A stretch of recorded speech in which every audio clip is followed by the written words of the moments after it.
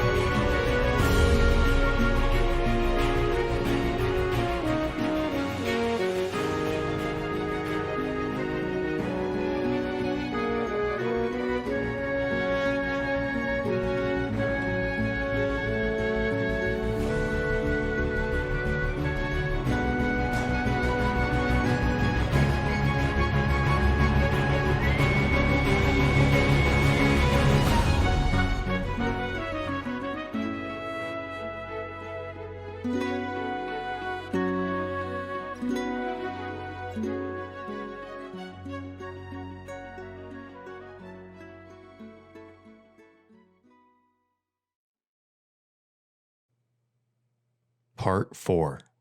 The Mysteries of the Avium.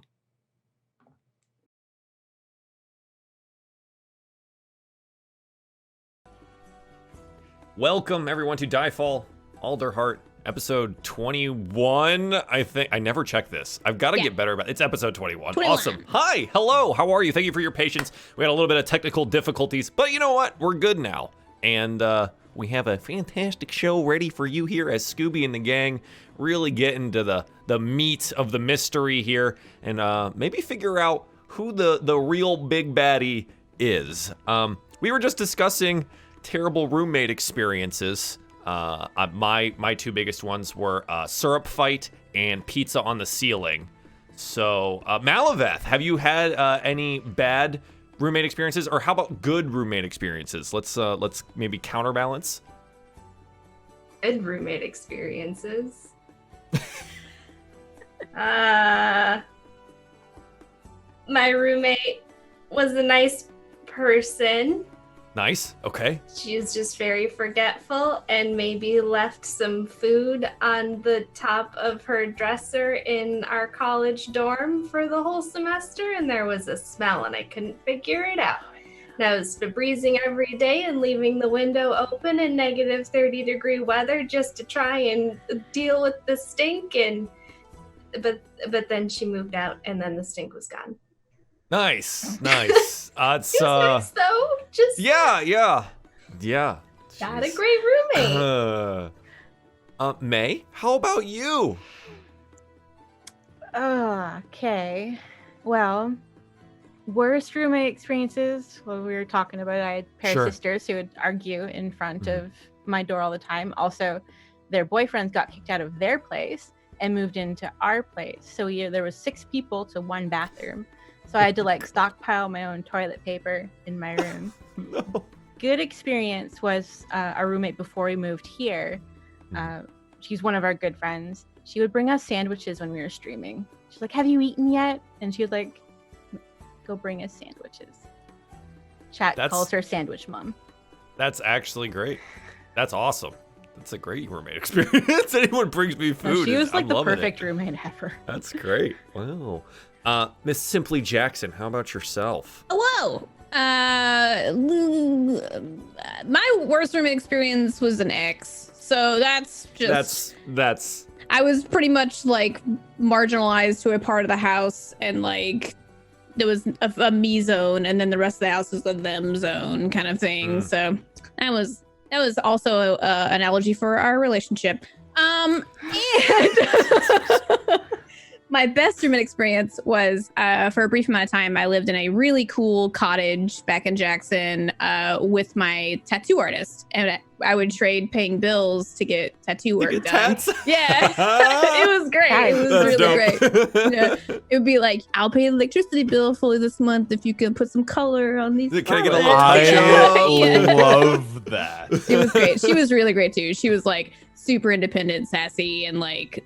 I actually lived with her after the breakup from that one bad roommate boyfriend. So she like taught me a lot about like the roommate rebound was really good then. Yeah, nice. yeah, That's it was awesome. really good. Rob, how about yourself, man? I know we did it already, but chat didn't get to hear any of it. So whatever you want to. Oh, good, God. bad, ugly. So worst roommate experience was definitely freshman year of college, where like I actually went into I thank God for my like absolutely randomly met him friend Joe. So I found out I was going to college with somebody from like my hometown, and we knew each other from like around, and he was like, oh cool, we should room together. Yeah, totally. So like then at his orientation he met this guy Joe, who later, you know, would become really good friends. He was like, oh, do you mind if we turn it into a triple? I was like, yeah, I guess. And like, thank freaking God we did that, because like the dude that I knew like just turned out to be a real shithead and like stopped going to class, and then would get mad that we didn't wake him up or something. Like it was like we had our own thing, and then like he would like silently rebel against us by like, I don't know, like he got like six piercings, like 3 in each ear, and couldn't wear headphones because it hurt too much, and so he would just like play WoW without his headphones on, which is fine, but then he would blast like Screamo while he was doing like blast it, and it was like, Scott, you just bring it down a wee bit. And then yeah, like we found out that like he was just like stealing shit from us, and like we like he would like cough on my pillow when he thought nobody was on the room to try and get me sick, which in this day and age is terrifying. Wow, please don't do that. Wow. Yeah. And yeah, like basically we couldn't get him kicked out. Like we were just like, we literally just want him to move out, and so he like moved in under like somebody else's bed, like was literally sleeping under this guy's bed like down the hall, like so that he wouldn't stay with us, but like still would come in and like take my food and shit. And I was like, what the fuck? This guy's the worst. And like literally like he was failing all of his classes, could not get kicked out for that. He like defaced a gravestone in like the cemetery of the school, and that's what did it. He's such an asshole. He was just an asshole for no reason. Like we did nothing. Kept fireworks in the room. We were like, dude, we don't feel safe. Like I kept feel like drugs in the room. We didn't feel safe, but he defaced some dead nun's gravestone. That did it. So I feel like one day we're gonna hear about this guy on the news. You're gonna be like, oh, "That's the guy." Man, honestly, I'm surprised it hasn't happened yet. And crap. his mother and my mother go to the same church still, and she apparently still blames me for getting him kicked out of school. I didn't Love kick over the it. gravestone. Best roommate experience is what's happening right now in that room, in that house there you right go. over there. There you go. Nice. Yeah, living with 2 of my best friends right now, and it's heaven. Nice. Quarantine is a lot less scary when you got friends. That's true. That is nice. Yeah. No better stress test to see if you could live together, by the way. Yeah. Yeah. That's We're I doing guess fine. so. It's like, man, we're stuck in a house with each other and we don't hate each other. Like, this is awesome. That's pretty good. That's Yeah. pretty good. Yeah. I thought of another bad one. This is a different set of roommates. Ooh. We were gone over winter break, except one of the roommates stayed over winter break, and apparently at some point in time they had neglected to clean out my rice cooker after using it, and then to get rid of the evidence, they threw it out of the 3rd-story apartment window that we had and out onto the yard, and that's where the fungus-ridden mess remained until after we got back from winter break. It was very cool. It was very cool. Best roommate experience. We built a double-decker couch. It was awesome. That's how you know you're an engineer. We had stadium seating. Yep, I was rooming with 3 other engineers, and we had stadium seating. Man, it was the best.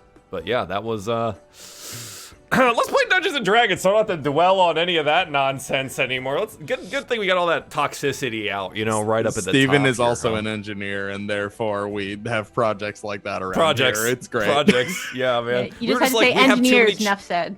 Yeah, we had too many chairs, and we had a couch, and there wasn't enough space. We're like, just put this thing up somewhere. Just, there it went. It was great. It was kind of weird, like climbing up onto it, but other than that, it was good. It was good. Let's play Dungeons and Dragons and get back into the mystery here at the Avium. Let's roll for a recap, shall we? Shall we? If you're offering, do it. I need a D20 from everyone, please, and we will figure out who gets to go. I rolled a natural 20. This is great sign. Everyone else got a 2, a 3, a 7, and a 6. So we're kicking it off just right here. On brand. Pez with the 7 is technically the closest at 13 differential. So Pez, please, what happened last time? Oh boy. Collect myself. Scroll down in my notes. What happened? Where did it start? We started off in the library, and then we left the library. We slept in the place where the medicine and the band-aids are. The word for that. And then Eli went to go talk to the dean, and then the dean gave Eli some names to check out to investigate about the stuff that's happening, the weird stuff, the bones and things. The bones are weird. People tried to kill us. That was weird. Probably shouldn't happen in a library. We were just trying to do some research. So some names. We were investigating those names. There was a little scared mouse. His name was Figgery Figgins. And then there was another student. Figgery Figgins almost got eaten, maybe, but he didn't. And this big spooky monster. He's fine. No, he's not. He's not fine. And then Jail Platina. Skeletons were acting weird. Skeletons were going down to the lower library. We're not supposed to go down to the lower library. I don't know what they're doing down there. It's like, and then there was Glinda. She was not very nice. She's a studies necromancy, but you can't practice it in the school because necromancy is a little shady. I think. She studies it. She knows stuff about necromancy stuff. This is necromancy stuff. Mm-hmm. And then there was another person we haven't talked to them yet. Divination Instructor. Yeah, I'm going to do that. Yeah. How'd you know about the parts you weren't there for? It's a recap of what happened. Oh, man. That was good. I like that.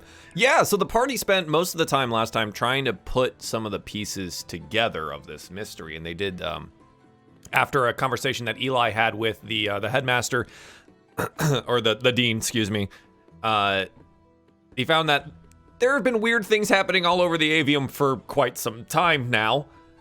They're not the first to experience this. The dean believes it to be some kind of malfunctioning ancient technology that was used in defense of the Avium, but who knows if that's actually correct. The party went and did some interrogations-ish. Questioning, I think, is probably a little bit better. Of Figgery Figgins, a little Gerbine student. And then also Gel.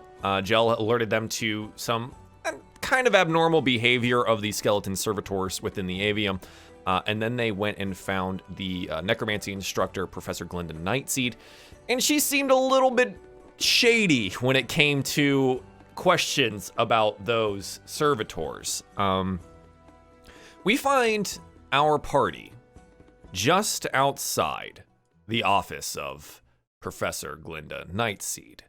After questioning her and then some tea and then being ushered out of the room, you guys find yourself in the Avium, kind of in the later afternoon, having spent all day doing a lot of questioning. And I think there was a couple of different things that people wanted to do. I think most of the party Out of character made the call of they probably want to go talk to the Divination Instructor. There's a lot of things that are pointing directionally at that after some of these conversations. But I also wanted to kind of poke at Pez was very, very interested in a book that was on Professor Nightseed's desk. And after getting a little bit of a look at it, noticed that it was probably personal, but it was closed and they were unable to make any headway there with the professor in the room. So this is just a little bit of a reminder of where we might have found ourselves in some of the interests that the party had at the time. There also seemed to be a lot of interesting tomes that she had on her bookshelves, but you would have needed a little bit more time to investigate that, to figure out if there was anything there that might lead to something. So you guys can take it away. What would you like to do?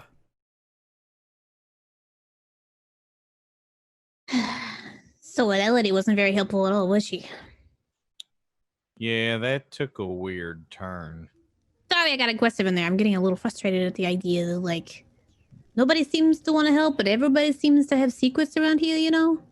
Yeah, no apologies needed. I'm right there with you, pal. No, it is true. She definitely seems to be holding back on information that could help, but Maybe like Figure she just needed a nap. Maybe. I think she's a big fan of long naps, and then waking people up from those long naps. You know what I'm saying? yeah, she was very touchy about what the Right? I wonder what she's The doing. With skeletons, them. huh? Yeah. like She she did seemed. have. She had a personal notebook on her desk that said personal notes on it, and maybe all of her secrets are in there. She's just writing all her secrets. She's got secrets. Where was it in there? Would you see that? Just right on the desk, right on top.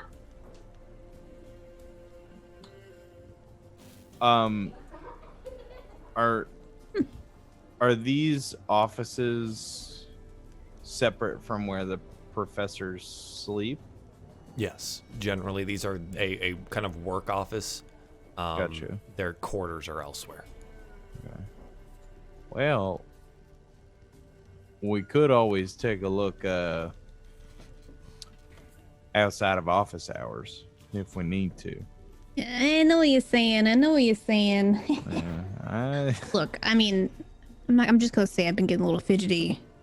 Get something. So I could be the champion for the job. Is all I'm saying, you know. Yeah. No, that's what I had in mind. There's too many secrets at this place. Y'all are right. I mean, if it ain't absolute apathy for what's happening outside of the avium, it's just complete and utter secrecy, and it's like everybody has something to hide here. I don't mean to sound like a conspiracy theorist, but it doesn't feel right. And everybody who's involved seems to know everybody who's involved. You know what I'm saying? This place is big. Yeah, she seemed pretty tight with oh god, what's this? I don't like him. I don't even remember his name. But Mordell? Yeah. The librarian? Yeah. Sorry, it's pretty forgettable. I disagree. I haven't stopped thinking about him. Yeah, I mean, say we close out this day with the Divination Instructor, and maybe mosey on back here at a later time. Do we know the Divination Instructor's like offices or their hours or something?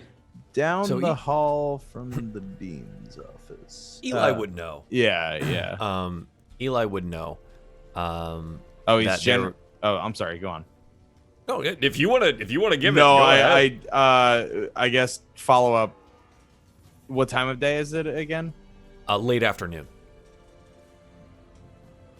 In relation to like office hours ish, like what would you? I basically I have it in my notes that he's typically found in his lab, in the outer spire. So I wasn't sure if his divination lab is in the outer spires. I wasn't sure if this is too late in the day for that. I'd say go look for him in his lab. Something's You get a little me. touch on the back of your Something's head. telling me. Well, yeah, his lab is on the outer spire, so could swing by there pretty easily, assuming we can hop, skip, and jump across these moving towers. Lucky eyeballs over at Dagonet.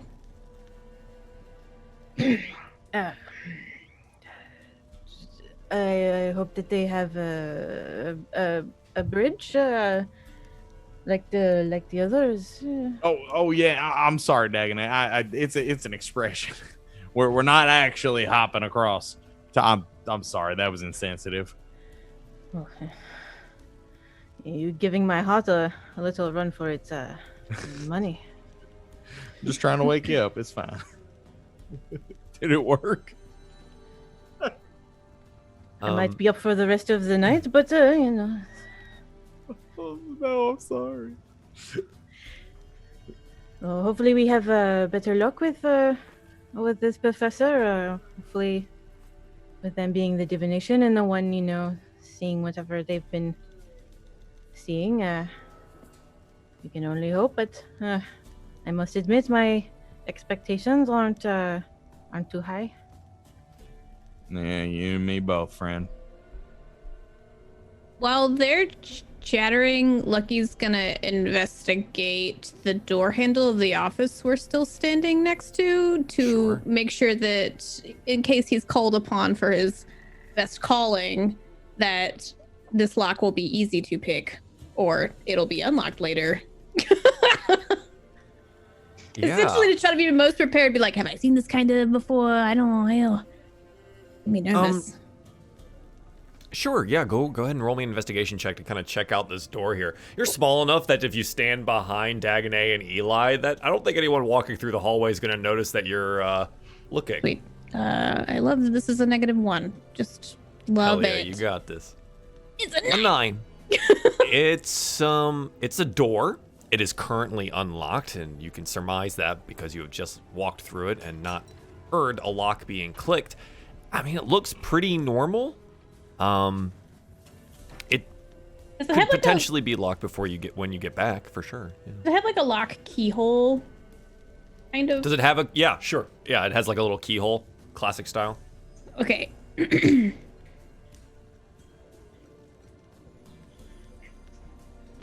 Lucky is going to pull out one of the little bones that just got put in his pocket of his bag.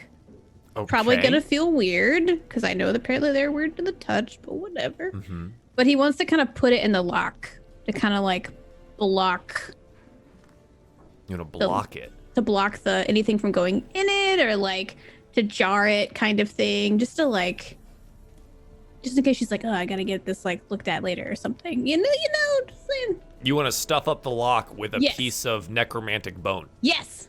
Okay. Yeah, Exactly. absolutely. So you root around in your bag to pick out some bone fragments, instantly feeling this immense sense of dread as you hold them again. I don't know. If this is a You good idea. kind of shove them in there, kind of like sawdust, right? You know, like get them in there real nice and tight. Like, you know, I think you did a pretty good job with it. Yeah, I mean, it's probably pretty stuffed up. You don't know if a key's gonna function super well in there. I feel like Lucky is going to mistake the feeling of dread lifted upon pushing the bones into this keyhole and letting go. That it's his job well done. He's like, yeah, right. He like looks at Eli. He's like, What? no, we'll talk later.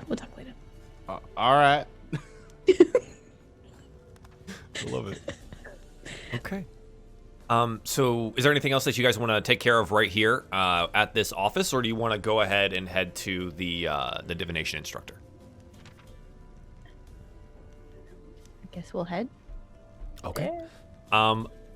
Because Eli so thoroughly documented the timings of the outer spires coming close to the main spire, you have perfect timing in getting to tower number 7 that has rotated all the way around, and this is where the divination classroom can be found. After some poking around and maybe looking at a map or two on a wall, you say, oh yes, divination room, rooms 715 or something. You head on down to that area. The sun is definitely going down now.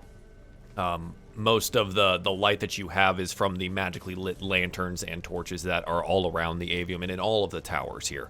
But yeah, eventually you get to a door. The door is closed, but there's a small window, and you see Professor Ravine. And I'll go ahead and show you what Professor Ravine looks like here. Chat, I'll bring it up for you as well. This is Professor Korvax Ravine.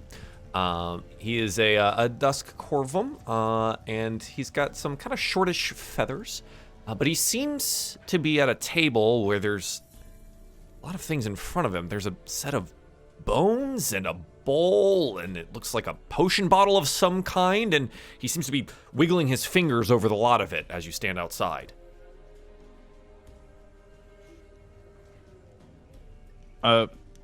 Professor Ravine? You open the door and walk on in? Yeah. Gads! Ruining my spell! I'm sorry.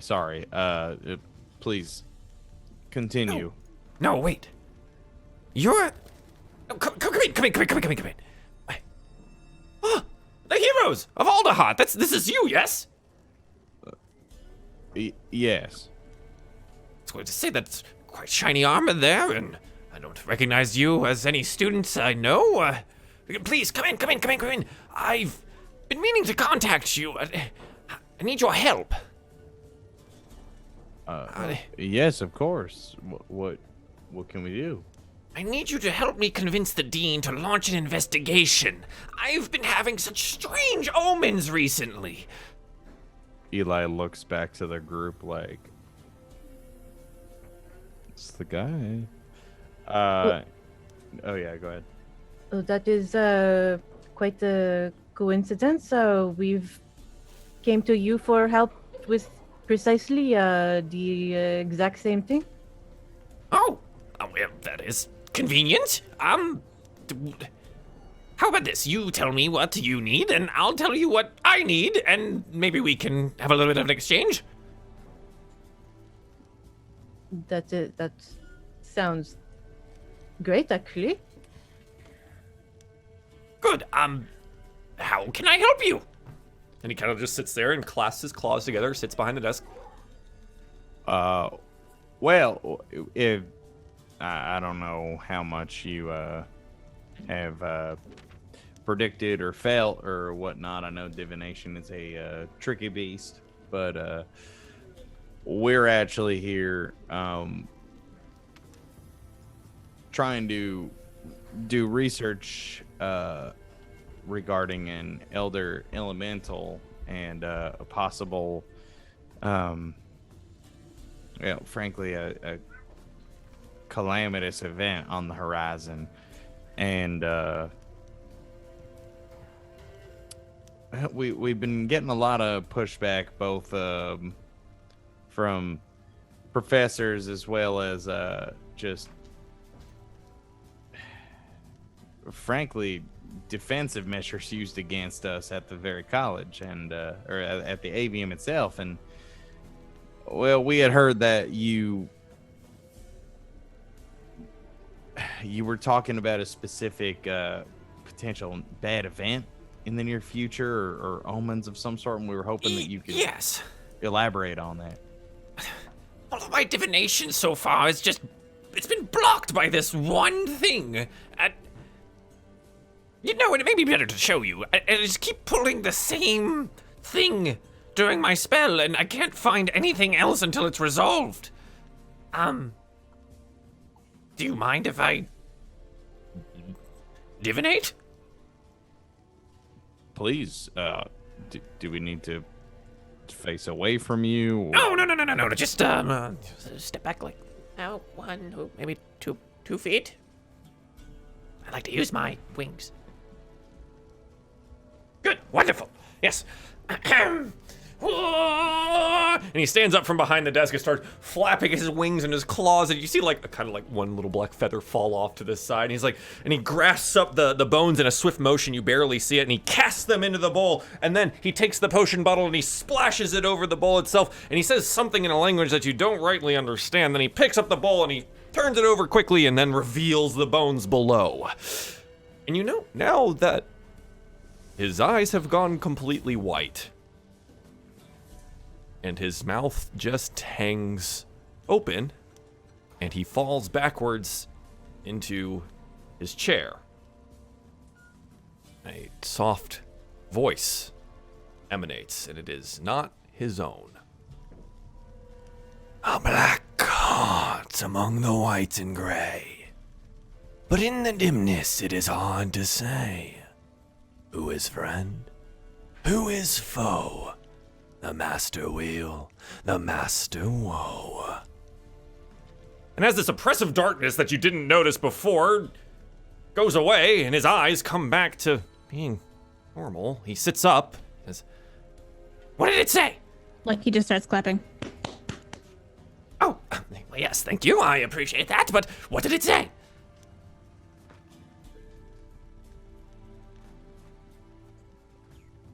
I'll post it in the chat for you.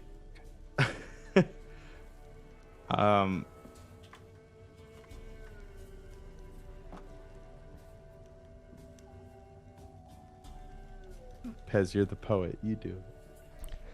Oh geez, I don't know if I could compare to that performance. That was a lot. Have you considered taking the show on the road, but maybe not for children because you're a little spooky?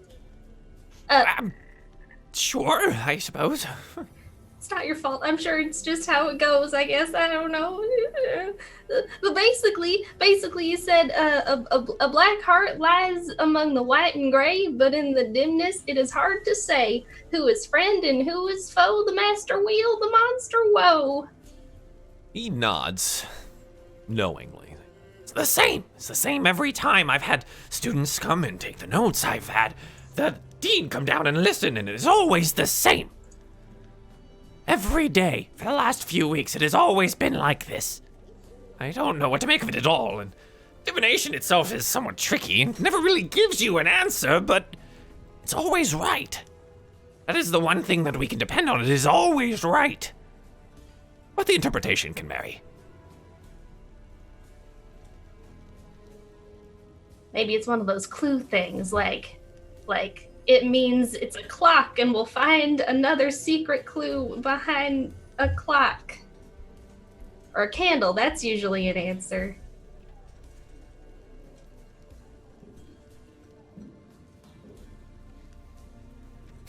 The clock, okay.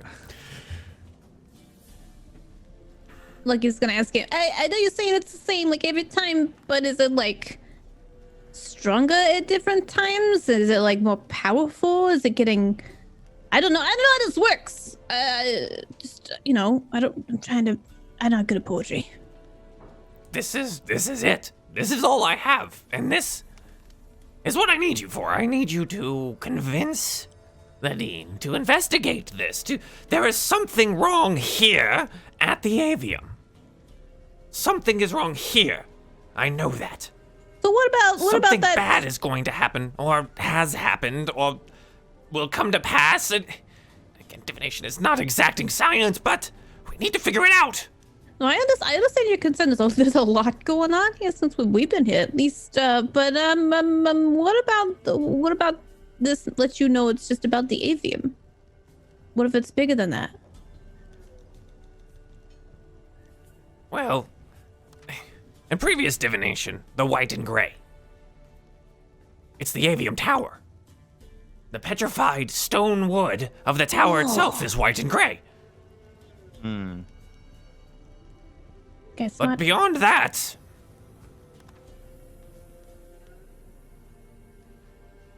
The dimness was hard to say, right? Dimness? in the dimness, hard to say, right? Black heart, white gray. So the black heart, generally black means bad things happening inside the white and gray in the avium. And the dimness, I think, is just the It's hard to tell what this hex means, but that's pretty dim. Y'all suppose that the monster which woes is maybe Figure's assailant? You look confused. Do you know anything about Figure? The Figure student is here? first-year student here, yes? Yeah. I know nothing other than that. Oh, that is surprising, considering the poor boy has a traumatic event. Show him the bones that we found in the planter box. Saw this great Bones?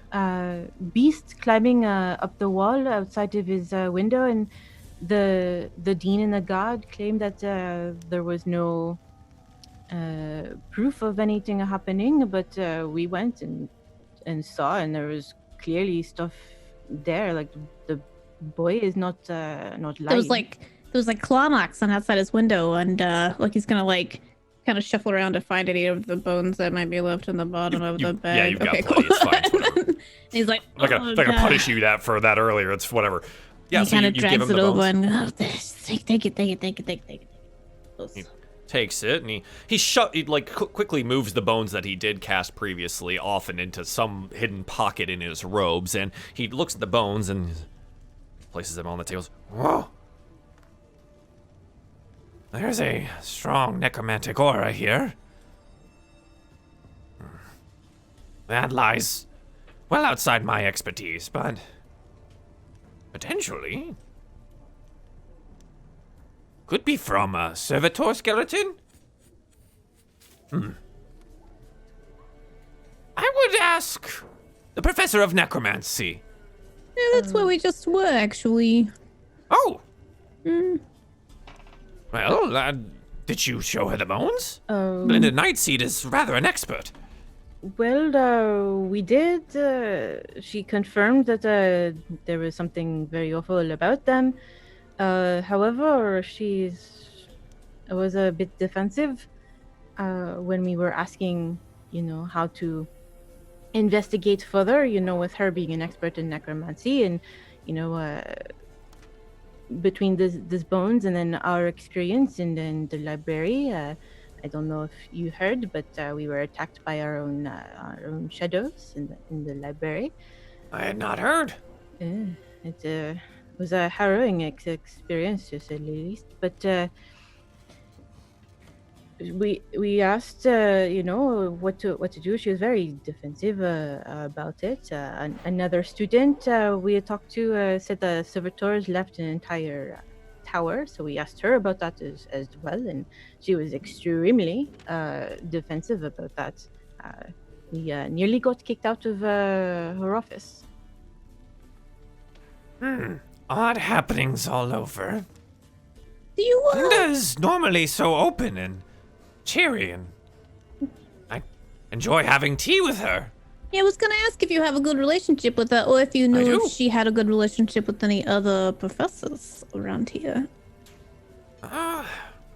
Linda and I, we have tea every once in a while. The dean occasionally comes by for that, and, well, Mordain regularly visits her. Interesting. We definitely got the impression from her that she was either hiding or protecting someone. Well, I've known her for many, many years, and as has the dean. It would be far out of character for her to do something evil. She studies necromancy. She doesn't practice it beyond raising the servitors. And we're not insinuating or claiming that she is the one doing it, but we were expecting her to at least be a little more helpful in investigation, considering outside of the strange things happening here, we came here for information so we know how to defeat this gigantic elder elemental that's tearing down the entire forest. I mean, and not to mention your own divination said who is friend and who is foe, so you don't know. You know, you hope people I are had kind. come to a No. very similar conclusion. I think it is somewhat clear that the threat would be someone people trust on campus. A heart gone black. A friend who is now foe. But beyond this, doesn't give me a name.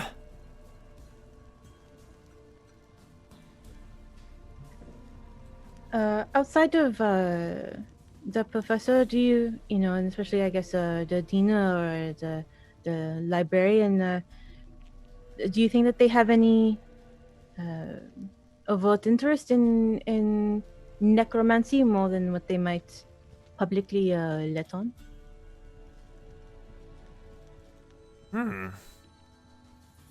No, I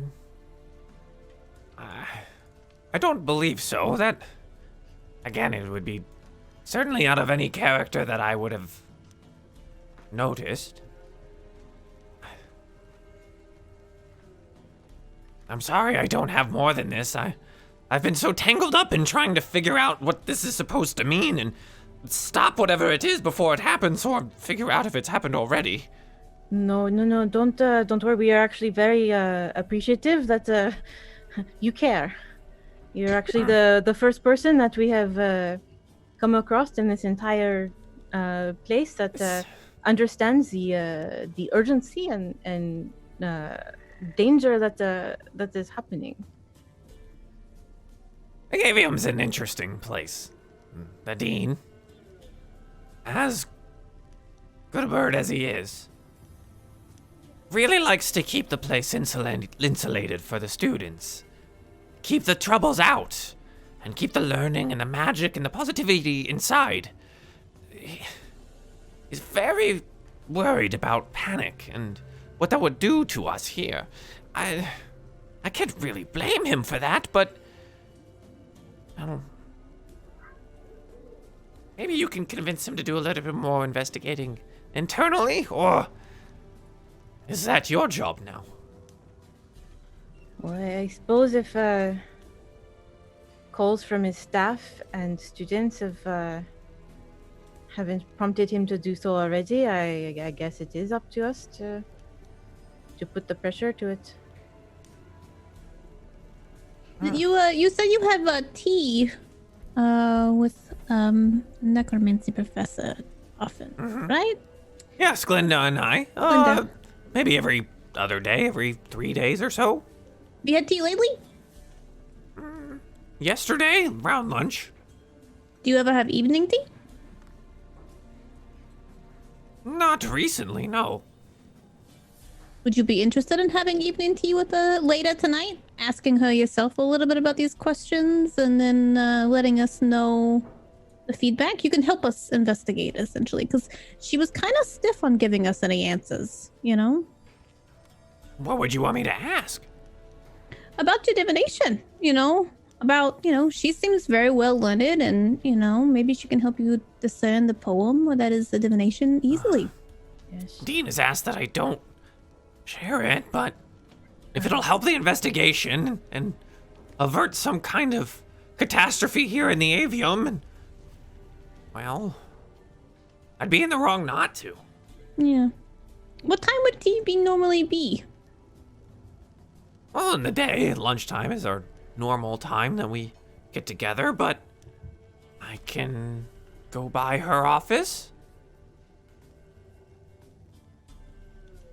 I suppose whenever we're done here.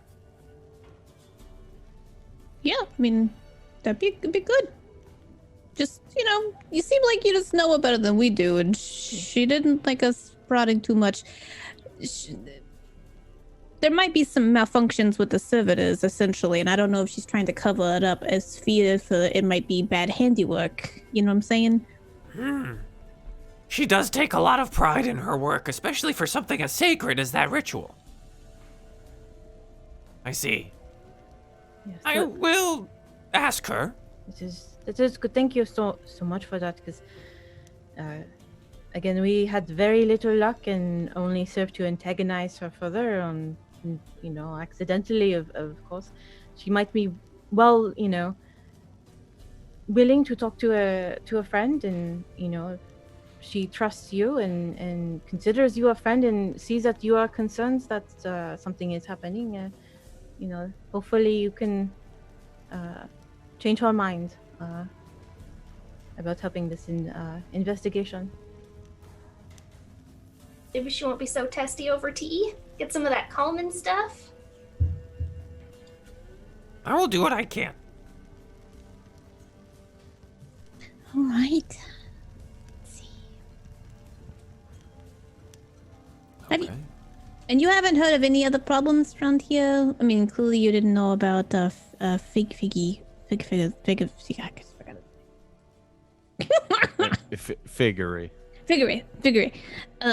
You didn't know about that, but he seems to be the only student who's had any sort of visions of a monster, I suppose. So I wonder if he's got a bit of a tapping of divination in himself, I would caution you if the monster you described is real. That sounds incredibly dangerous. Yeah. Urgency on figuring out the facts then, you know what I'm saying? Yes, you're right. Do you mind removing these bones from my desk? Oh, sure. Do you have a piece of paper or something? He, gives you a book. He just kind of uses the book to, scrape. Scrape them all in. Yeah. Get them all in there. Yeah. I was like, ugh. Still feel like there's black goo on my hands of those things. Okay. Well, the tower will be coming around here in a couple of minutes or so. I'll head to her office then. Right. Good. I'm glad you made the time to come by, and I'm sorry I haven't been able to contact you earlier. Just been a little distracted lately. No, it looks around at the party. Timing seems to be like everything, you know what I'm saying, guys? Magical place. Yeah. Man, time's crazy around here. Yeah, so do you guys have any more questions for Professor Ravine, or would you like to proceed? I was just wondering real quick. You wouldn't happen to, being up here on the towers, you wouldn't happen to know of any place that would be able to house a big old monster, Just a Well, I suppose it depends on the room? size. These towers are quite large, and the central tower is even bigger. And then you have the domes, and the domes are incredibly large. Again, it depends on the size. Any currently empty, or are they all being used? Well, most of the towers are in use in some way, shape, or form. I don't believe there is an empty tower. Some of the classrooms and offices lie empty, and some of the dormitories as well. We're never really operating at full capacity here, but there is use for everything. The domes are more for experimentation and housing of rare things, like we have an entire dome dedicated to plant life from all around the world. Are there lower levels? Like lower than the our library,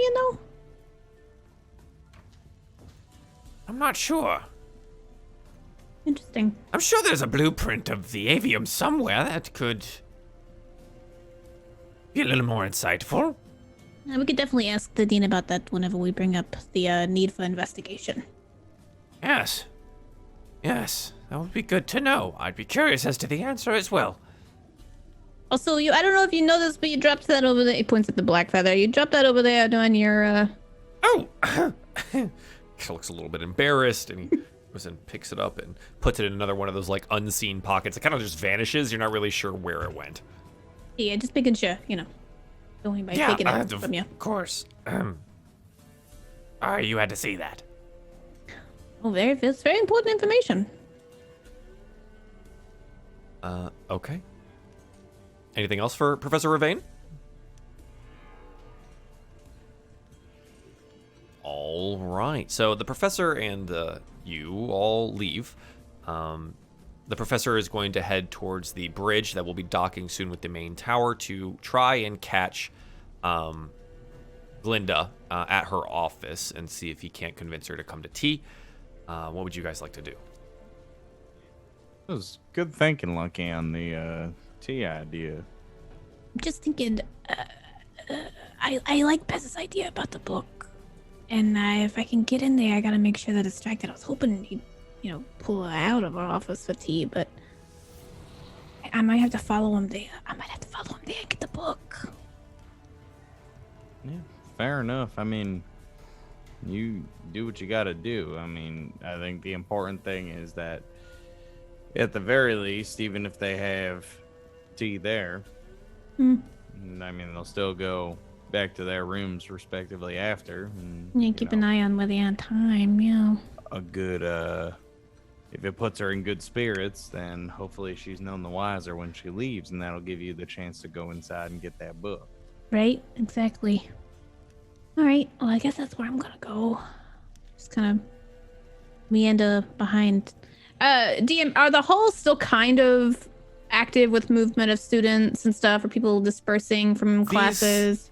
Outer towers tend to be like this one here. Tower 7 is mostly classrooms. Okay. So there's not a whole lot of students still here. Some of them may be like, late night labs at the college or whatever, right? Doing some potion work or something like that. But the hallways themselves are rather empty.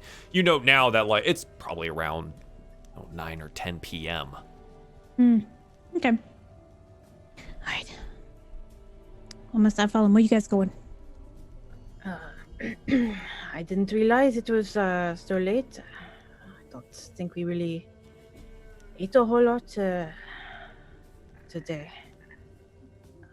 Maybe grab a bite. You could come with us while we wait. At least, grab some more muffins or biscuits. I don't know what they have for dinner. Well, I mean, if you wanna pocket some for me and save it for after, I just don't want to miss this opportunity to get in there. Oh, yeah. At least listen to that conversation, Yeah, we can hang on to some food for you, Lucky. Perfect. It's probably his stomach's rumbling since we haven't eaten very much. It's like, And before that gives away your position. right, probably. What was that? It's a tiny monster. What are you gonna do, Pez? Food sounds great, and I can always bring some extra food back. Got multiple arms and carry some stuff back for you. We'll have a whole pile. You can get a great selection. Sounds like a feast. All right, sure. You gotta have your vegetables, and then you gotta have your pastries. The food groups. All right. Well, guess I'm on my own then. It seems that way. The party is going to go get some eats.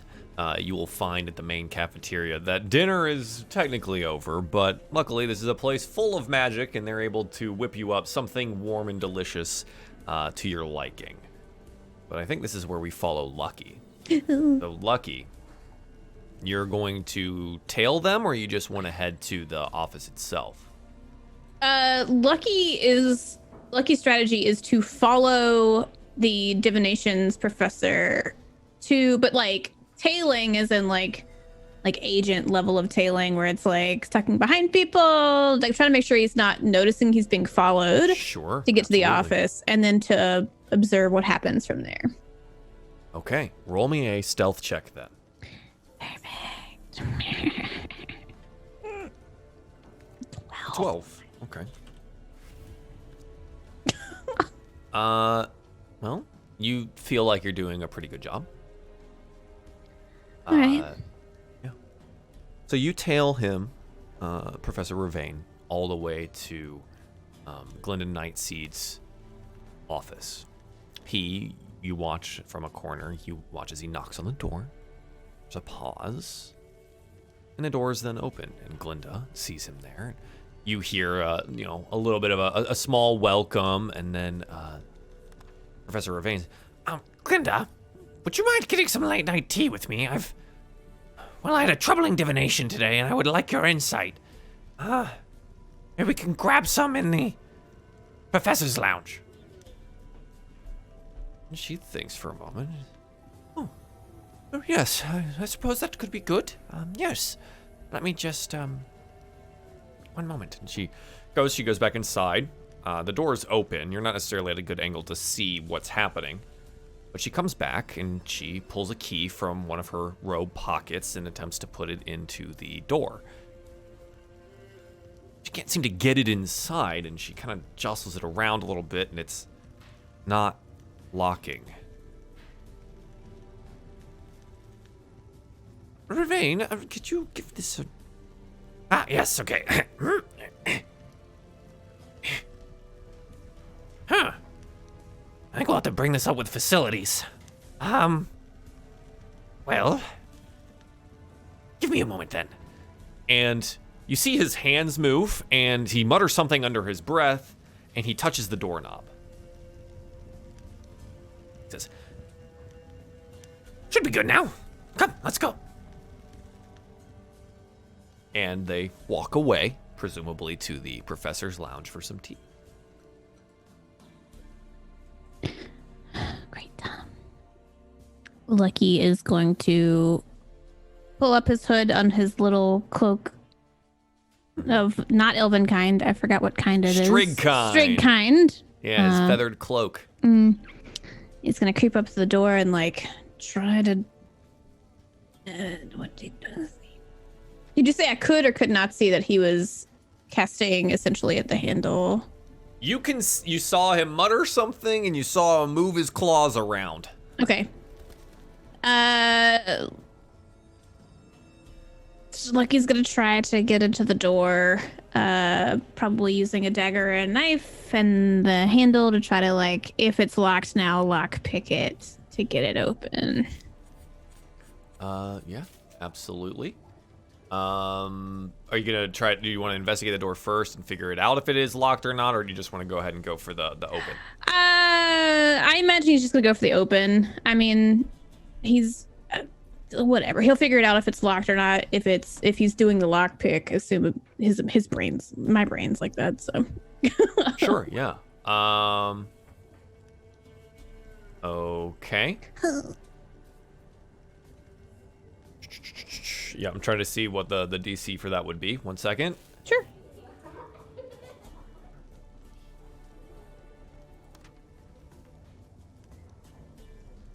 Okay. Go ahead and roll me that lockpick with your thieves' tools. Thieves' tools. Here's Do you have thieves' tools? the best part. Do not have thieves' tools. Okay, so that's fine. Okay. You want to try and do it like with a dagger or something? Try and Yeah, jimmy he it has open? like a knife and a dagger, so So- I assume the knife is more like a small kind of. Let's do like a sleight of hand check then. Okay, sure. It's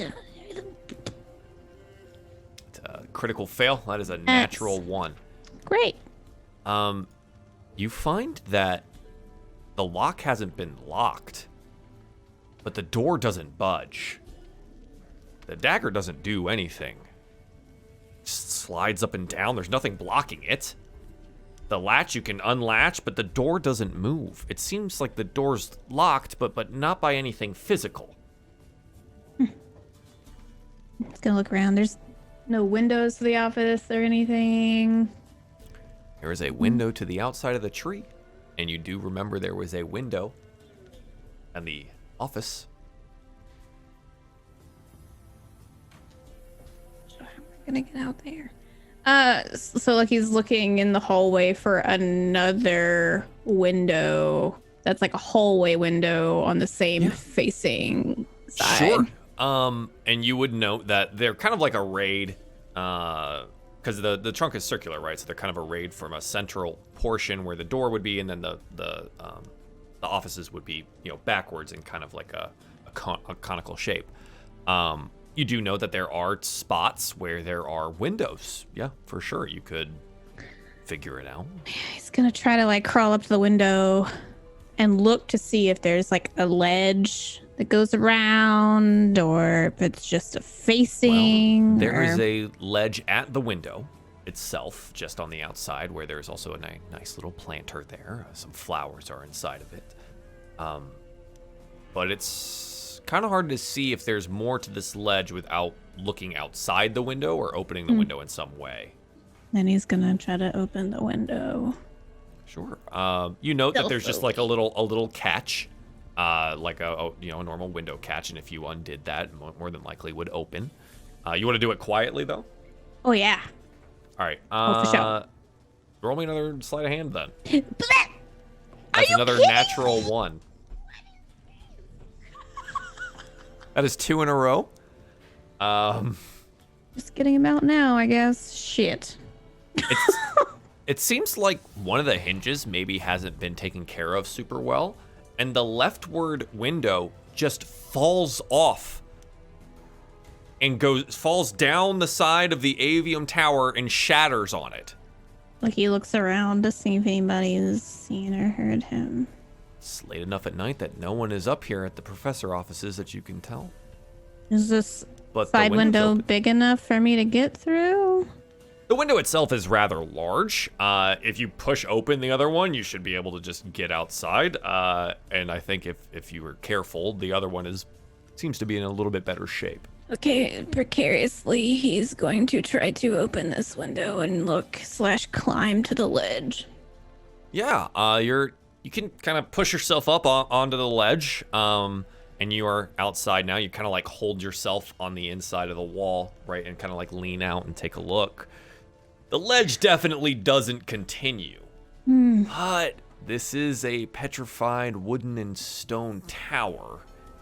Doesn't really have smooth-facing walls. There are plenty of cricks and crags for you to climb across if you would like to.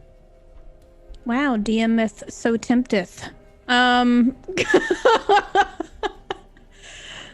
Lucky, I mean, Leslie is terrified because her dice rolls are awful, but Lucky is forever confident. Yeah. And this is his how job. confident is Lucky? The window just broke and fell open and shattered. Lucky probably like, this is an omen. Like, well, I guess I'm supposed to go. All right. There's no going back now. This is it. I can't replace the window. This is it's what open he now. divined. So Lucky takes out Steve. Steve the rope. Yep, Yes, of Steve course. the trusty. Ties itself around his little belly and then ties it to where I assume there is now a open pane frame from the window. Like, just that'll do. All right. The window hinges themselves may not be strong enough to hold your body weight, and I think Lucky has done enough adventuring and hunting, and scaling walls in their time to figure that. So you're looking for maybe a slightly better anchor. What kind of pack do you have? I have a Dungeoneer's pack. So I have picks and stuff. Yeah. You have Pythons. Pythons, yeah. Now I believe you would, left your stuff in your room other than your weapons and things. Yeah. But for the sake of the story, let's say you came prepared. You're doing a little bit of a stakeout and you stop by the room and maybe you grab some climbing gear. So you've got some Pythons on you, and you've got some stone, and you got a hammer, and you've got some rope. All right. How far is this space between this window and that window? It's around the curve. It's kind of hard to tell. Judging from where you were, and if you're remembering the doorway, and then where the window would be, and then where this window is, might be 20 to 30 feet, if you're guessing correctly. All right. Look, he's gonna use one of the Pythons at the frame he's at immediately so, for just anchor. On the outside, and crank, put it in. And then he's gonna essentially go as far as he can to see the window before placing another anchor if he has to. So. Okay, so you want to try and climb it now? Yeah. Okie dokie. Wee. So climbing is generally an athletics check. Good. So if you would roll me athletics, please. I didn't. He's like, why didn't Piss sing to me? Boop, 18. An 18. After the two natural ones, this feels really good. You find that, this petrified tree bark stuff for your little gerbean hands has plenty of nooks and crannies for you to clamber across on. It's great for this.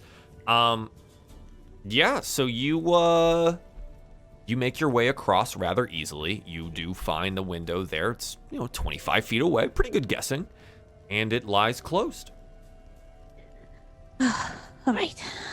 He's gonna you haven't looked down yet, which is great. No, yeah. So he is, once he's at the window, he kind of like uses another python to anchor himself there. Yeah, like on the outside of the window frame here. Yeah. And then he's gonna test, because the other window pane just happened to fall out. So he's like testing now the window frame to be like, is there any loose windows on this side? Roll me investigation. Sweet. Investigate that window. A 3. Seems okay. Seems all right. You do notice that the latch is latched. But other than that, on this side of the window, you can't really tell if anything's broken or if there's a hinge loose or... All right, screw it. Look, he's gonna try to take like the back hilt of one of his daggers or whatnot and just break a window. You're just gonna break? Okay, you're gonna break the window. Yeah. I mean, it could be the monster is all I'm saying. It's literally just a window. You don't need to roll for this. You can bash this open.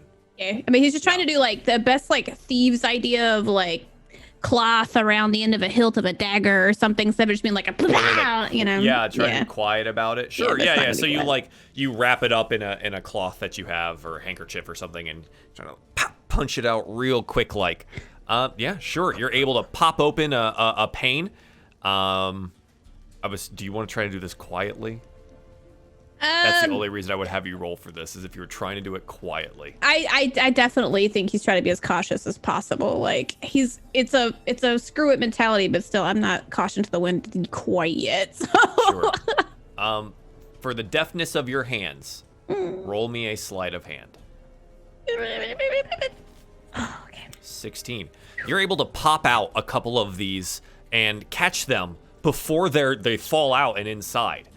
And you don't shatter any of them. The nimbleness of your hands surprises you here, considering how this all started. Right. But you're able to make enough space for yourself to slip on through. As soon as he's like pulled himself down into the like floor, he takes his rope off and ties it to whatever is a close piece of furniture so it won't drop it out of there seems to be a reading chair situated next to the window. Would be nice during the daylight hours to read at. Okay. And then he shuffles across the floor and like goes over to the desk and tries to look around for this book that said personal. Yeah, you wanna go take a look at some stuff. Investigate for me. Let's see if you can find anything. 4. The desk is clear. The book that Pez was talking about is certainly not on it. Try all the drawers. Open one, it's got ink, quills. Open another, it's got parchment paper and what looks to be some blank notebooks. And you open the third, well, that one's locked. He's gonna try to lockpick with the lockpicking stuff with the dagger, try to break it. They're just yeah, this is gonna be pretty difficult, especially without like lockpicks and things of that nature. Let me see if there's something that you can. Yeah, so you can try and maybe pry it open or force it open, but the dagger itself is much too large for the lock on this. This is like a small desk lock that you would see, right? Yeah. Well, definitely, because he has a spare knife and a dagger. So his spare knife, if you can get enough of a squeeze between the crack, try to. All right, try to force it open. Roll me an athletics check. Great. Great. A 7. Try as you might, you can't seem to get the dagger wedged in there deep enough for you to force the thing open. It's locked pretty tight. I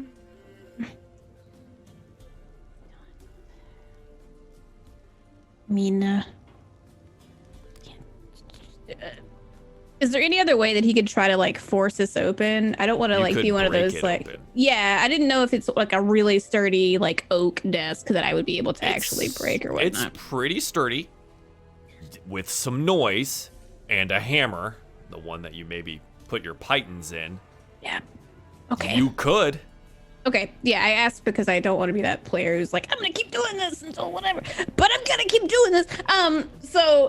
Yeah, he's definitely gonna like keep using that same kind of knife and just try to like and try to Yeah, so maybe we fall off the pretense of you trying to be quiet here. Yeah. Right? He's trying to be And you're trying quick to now make more that than attempt. anything. Yeah. It's like, I've spent too much time here. I had Yeah. to climb all the way around. Who knows how long tea lasts? Mm-hmm. And this thing's locked. Mm-hmm. Yeah. Sound caution to the wind, all about speed now. Let's go. Using that hammer, give me an athletics check with advantage. Okay. Blunt force trauma this desk open. Boop, boop. A 20. That's a 20. Oh, I'm so glad it wasn't the 6.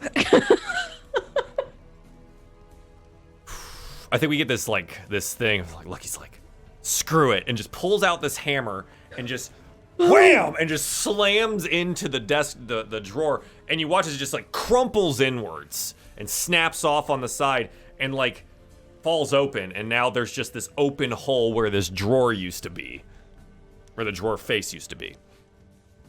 All right, he reaches in there, tries to feel for any books or anything. There is one notebook inside. He grabs it. Whatever it is, he's grabbing it and running now. If it's the Okay. right book or not, it was locked. Let's go. So you're leaving. Yeah, he just Getting grabs out? it, doesn't even look at if it's the right thing, and tries to make his way to the window before anybody comes back. Sure. Okay, so you make your way to the window, you untie, you retie to yourself, you're jumping outside. What are you doing with the window? You just leaving it or are you going? No, we're just leaving that. It's All right. Bye. Trying to climb all the way back across, roll me another athletics check. 18. Okay. 18. Perfect. Okay. Yeah. Do you leave the pythons?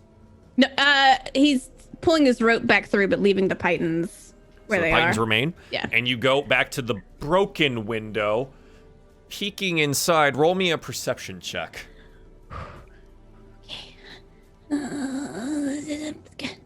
15. A 15. Look around on the inside and there's no one there right now. Best time to go in. Just Pulls get himself in. Let's go. untie the rope, you pull yourself in, and disappear somewhere. I think this is where we get a nice camera shot of right in front of the office where Professor Ravine and Glinda Nightseed return after having a nice tea, and the professor's, oh, well, thank you so much for all of your insight. I really do appreciate that, and I'm just so worried that something bad is going to happen here. Oh, yes, I understand. It's been quite trying times. Those heroes are investigating everything so thoroughly, and they had me so scared today, and, well, it was nice to have a cup of tea with you, and... Oh, yes, one thing. And he goes, the password is... because I think this is funny. Aloha Mora. And it opens up. The door opens, and Glinda Nightseed goes inside, magically lighting the torches as she enters. And she's, oh, the window! It's open! My desk! And there's just like debris over by the desk, and the window is open. There's panes laying down inside, carefully removed. She's, I've been robbed! Someone broke in! And Ravine says like, what? What? Guards! Guards! And he's like calling into his little badge. The professor's been robbed! And Nightseed's been robbed! Please, come quickly! And that's where we fade off of that. And we think we get like a nice little pan over to the rest of the party eating and just kind of chilling and hanging out. And then Lucky just like plops down in a chair next to them. Hoods up and stuff, just like looking around frantically, breathing heavily. Hey guys. He just like grabs a handful of something that's food. And it's just like, How'd it go? the Korvax has landed. Sorry, that's Rob laughing medically. I might have had some trouble. What do you mean? Nadia. He's like looking around for other people. Is there other people in the cafeteria It eating is with us? pretty much desolate. You have some like students coming in and out to get snacks, but it's a large cafeteria. You guys have picked rather quiet corner. Like he like kind of opens the side of his little like cloak and he like pulls the book and he's like, wait, that was I had to shit and you know yeah. They know. I'm sure they know. Not me, but I'm sure they know. That's all I'm saying. Oh boy. Okay. So I don't. Yeah. Did you want this, Pez, or do you? I mean, I can take it. Is it heavy with secrets? I don't know. I didn't read it. And he like takes the book out and like slides it under the table to touch, like his Pez's knee. Yeah. Not there. No thanks. Sorry. It's the same notebook, Pez. Ooh, what it says personal notes on it. It does. Should we open it? You want to know? Let's get our secrets. I think we should take it back to the room. I'm so excited.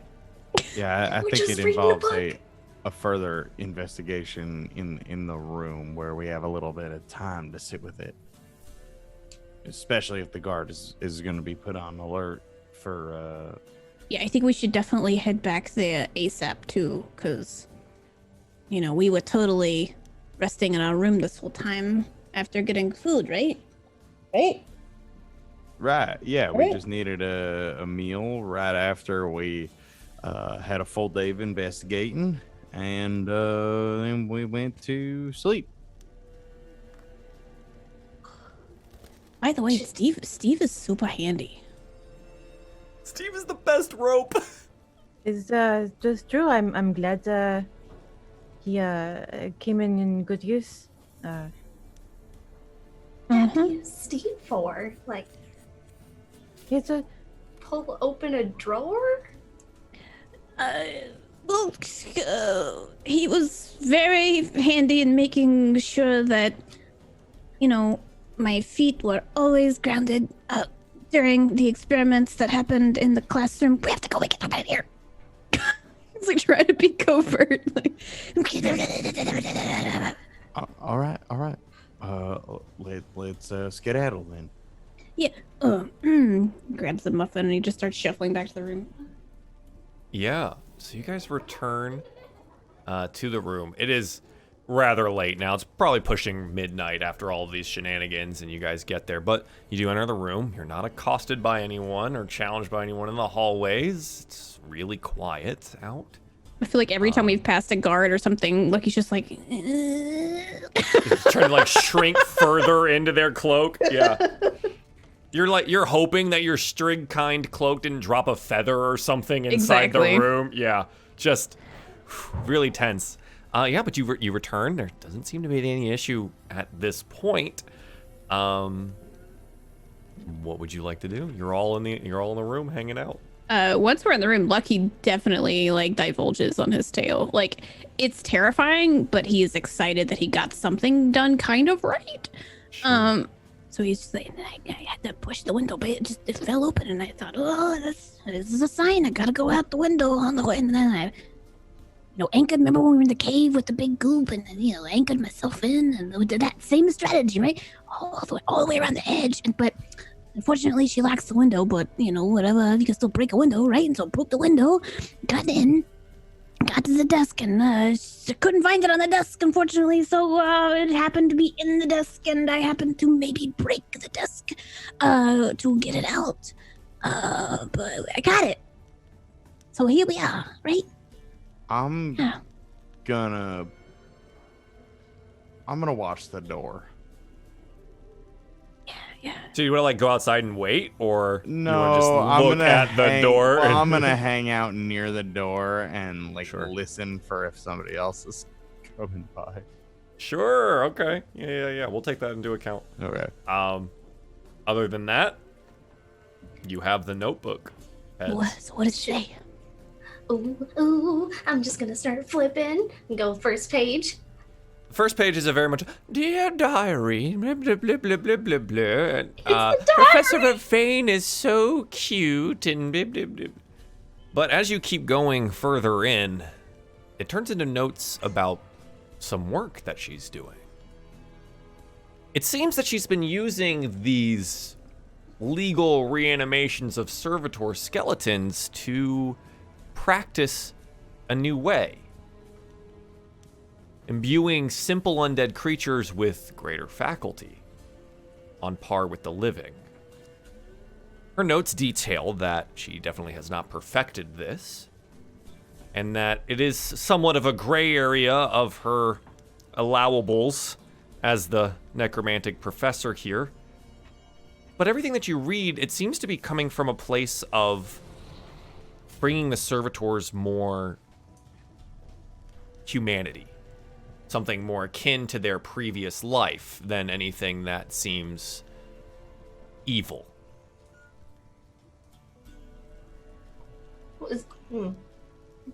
Sounds like she's doing more necromantic stuff. Here, just look if you want to look at it. Here, there you go. But basically, just giving the servitors more. I don't know, more like. So more like people. It doesn't sound like a monster thing. But maybe with their humanity, they've become monsters. Does it say where she's been doing it? Did it say what? I'm sorry. Oh, sorry. Does it say where she's been doing it? Did it say where she's been doing it? No, it doesn't specify where, like, the whatever room is for the reanimations. It's likely some kind of, ceremonial structure. Knowing how they treat these servitor skeletons as like these professors have passed on and they're giving their body to science, to magic, right? It's a rather formal affair. But where she's performing any of these experiments or anything is not very clear on that. Well, didn't say the student saw that a bunch of them went into the library where not a lot of people are allowed? That's what I was wondering.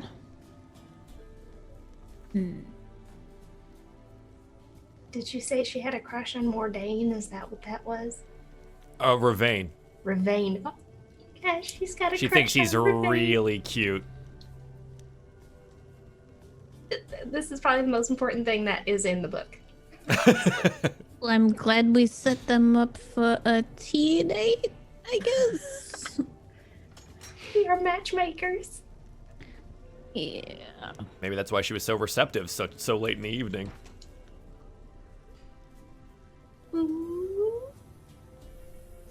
Oh. I mean, I don't know, because she's the only one. Okay, look, this is what my brain said, okay? She's doing something extra special with these servitors, whether it seems in good spirits or not. But we did find bones that had, like, necromantic feel to it, right? Whatever that dread was. And then, like, I said he saw a monster outside his window when we found those bones. So whether she has good intentions or not, what if something's happening? What if something's going wrong, you know? The only thing I'm hung up on is he didn't say it was a servitor he saw. He said it was some monster made of bone. I mean, the kid's seen these skeletons wandering around. He wouldn't mistake them, would he? No, but I don't know, I mean, where readily available bone would be other than servitors, you know? Where do they put the professors who don't come back? Is there like a graveyard or a mausoleum? I don't know. I got it under the impression that you pretty much had to sign that contract. I sometimes I don't listen all the time. What is that the impression you guys got? They think they had a choice, but we don't really know if that choice is entirely voluntary or if it is just expected of them. Or if they shun the ones that just don't. I don't know the culture of this place.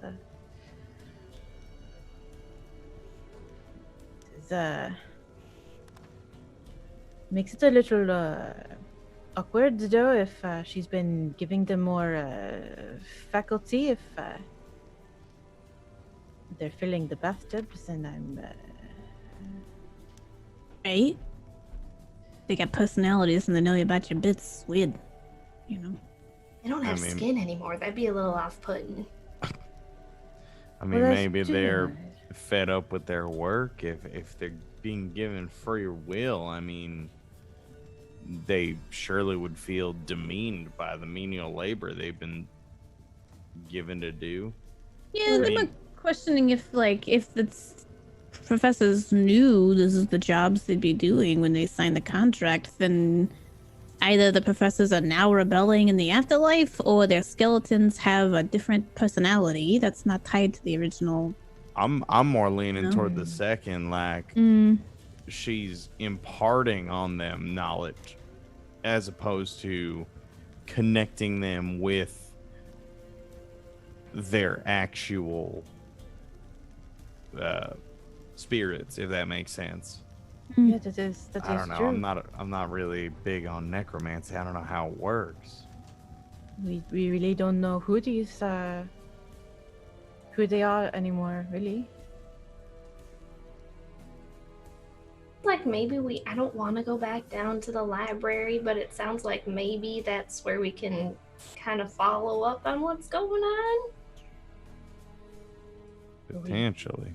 We can try and find out where at least the ceremonies are happening and where is she getting the faculties from to put in back, if it is them or if it is another source. So again, she's the only one that would know about that. So.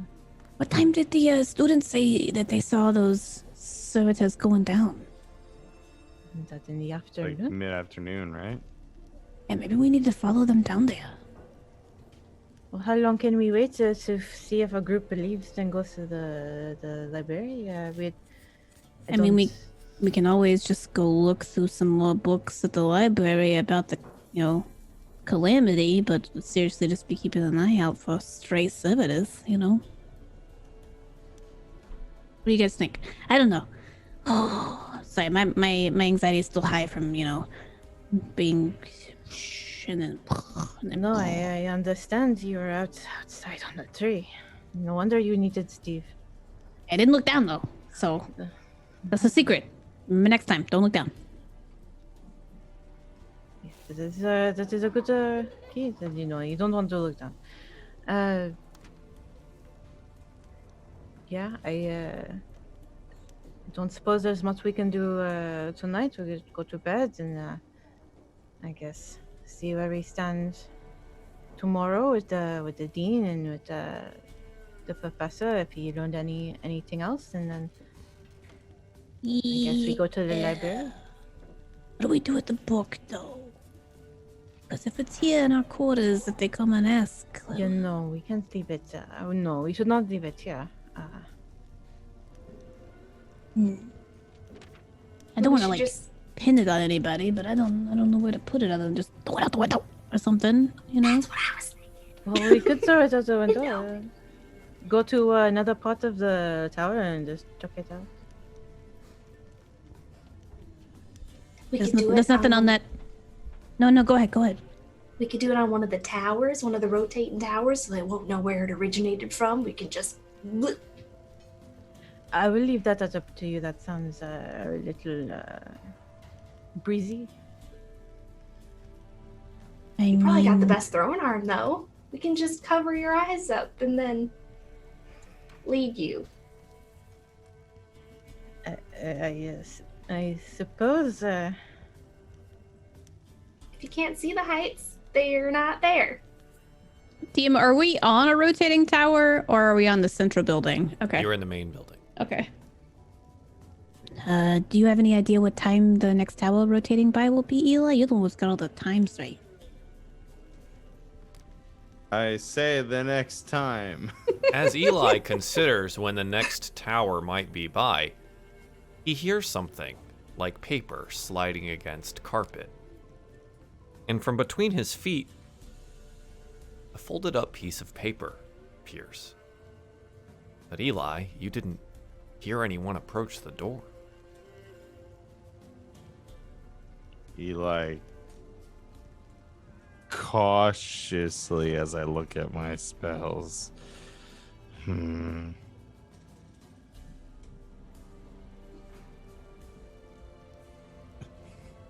Would you allow me to use thaumaturgy to blow open this note so that I don't have to actually touch it? Because I'm in full conspiracy mode now. Does thaumaturgy have wind in it? I believe so. Let me post it. Create one of the following magical effects: voice booming, flames to flicker, brighten or dim, or change color, harmless tremors in the ground, instantaneous sound, as like thunder or lightning or a raven, cause an unlocked door or window to fly open. Oh, that's what I was very thinking specific. of. That's fine. I'll pick it up. You pick up the letter and note and open it, and it says, Forest Terrarium, Central Building, East Wing. Come alone. I know where the missing pages are. And that's where we'll take our first break. And when we come back in about 3 to 5 minutes, we'll figure out where this part of the mystery leads. Yay! This has been so much fun. We'll be right back. Welcome back, everyone, to DieFall Alderheart, episode 21. We are now old enough to drink here, and our cast is old enough to eat ice cream out of a pint, which is now what I feel very jealous about because 2 of them are doing so. But it's okay. We have mysteries to solve and things to do, and Scooby's got Scooby snacks. And Eli has a letter. Eli, you now have the letter. I will reiterate what it said for you. The Forest Terrarium, Central Building, East Wing. Come alone.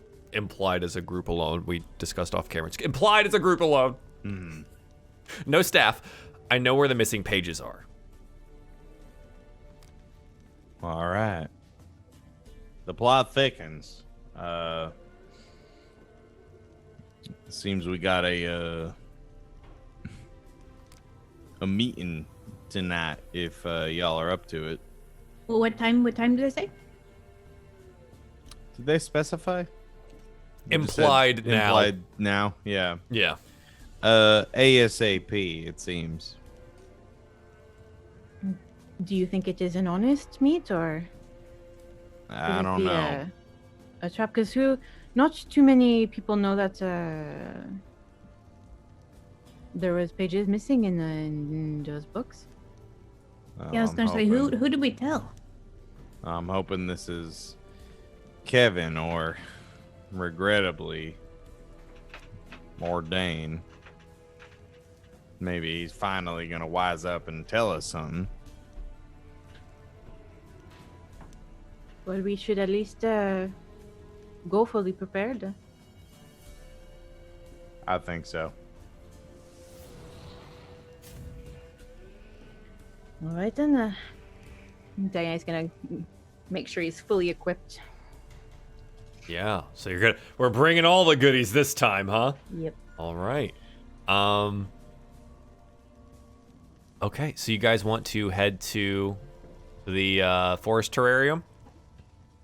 Using Eli's incredible knowledge of the rotating platforms and terrariums, you note that it will be about 10 minutes before the bridge arrives, perfectly timing you up with putting on all of your armor and getting all of your weapons and heading that direction.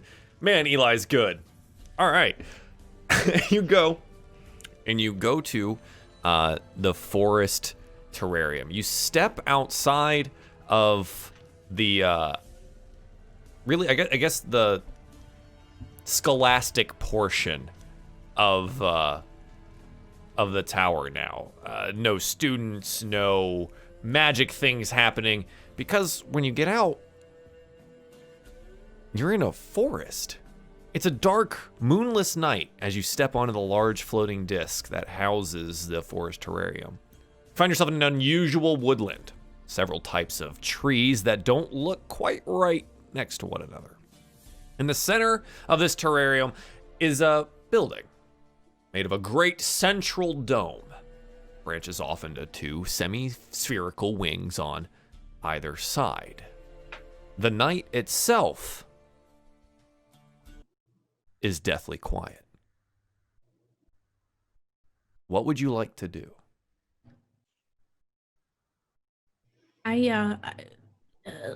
Lucky feeling. With the last, I don't want the shadows to attack me again. Whatever. Heightened nature of awareness. He is going to use primeval awareness to look to essentially. Let me see if I can put it in chat. Undead is the. Yeah, The that's that's. Oh, I put the wrong one there. Sorry. That's Natural Explorer, but it's okay. I'm Primeval glad. Awareness. You expend one ranger spell slot to focus your awareness on the region around you. For a minute per level of the spell slot you expend, you can sense whether the following types of creatures are present within 1 mile of you, or within up to 6 miles, if you're in favored terrain. Aberrations, celestials, dragons, elementals, fey, fiends, and the focus here, undead. Does not reveal creatures, location, or number of creatures there, which, as you cast the spell, when do you do this? Are you approaching the building? Are you just outside? You just stepped into the dome? When do you plan on doing this? I feel like once we step into this, because we haven't been here before, and now we're in this forest, that he's very unaware of what's going on around him, and this back from my bandit days, the forest is definitely the best ambushing space. And if we're dealing with necromancy, so it's a kind of like quick and tight and like, wait a second, this doesn't feel right. Skeletons around here? And kind of. Sure, yeah. There's nothing immediately in your presence. You don't feel anything here that's out of place through your primeval awareness, but it will be active for the next minute and gives you a mile of a radius here. Okay. Wait, it's a mile? Holy Yeah. shit. Well, okay. I forgot about this because you did say undeads. The towers are alive with undead. Yeah. There's a lot going on because the servitor skeletons are everywhere. I totally forgot about the servitor skeletons. They're definitely undead. And so you feel a great presence of that. You don't have a location or a number, so you feel the presence of undead. Great. I didn't think about that either. Yeah, it's very non-specific, which kind of sucks. But they're definitely within a mile of you. Great. This is really bad feat. Okay, never mind. He's now aware of there being undead. Cool. I mean, if there was also a dragon somewhere, this would be, much better. But because this entire tower is housed of voluntarily undead servants, it's a little tough. Yeah. But yeah, you definitely get undead, but nothing else. Cool. It's not really an outwardly discussed thing. It just kind of happens, guys. Sorry. So he's just like, well, that sucks. Cool. Mm-hmm. Okay. Do you guys proceed to the dome? Yeah, All right. I suppose we go forward. Maybe a little on the quieter side. Yeah, approach not looking for a fight, but ready for one. Exactly. Yeah. Okay.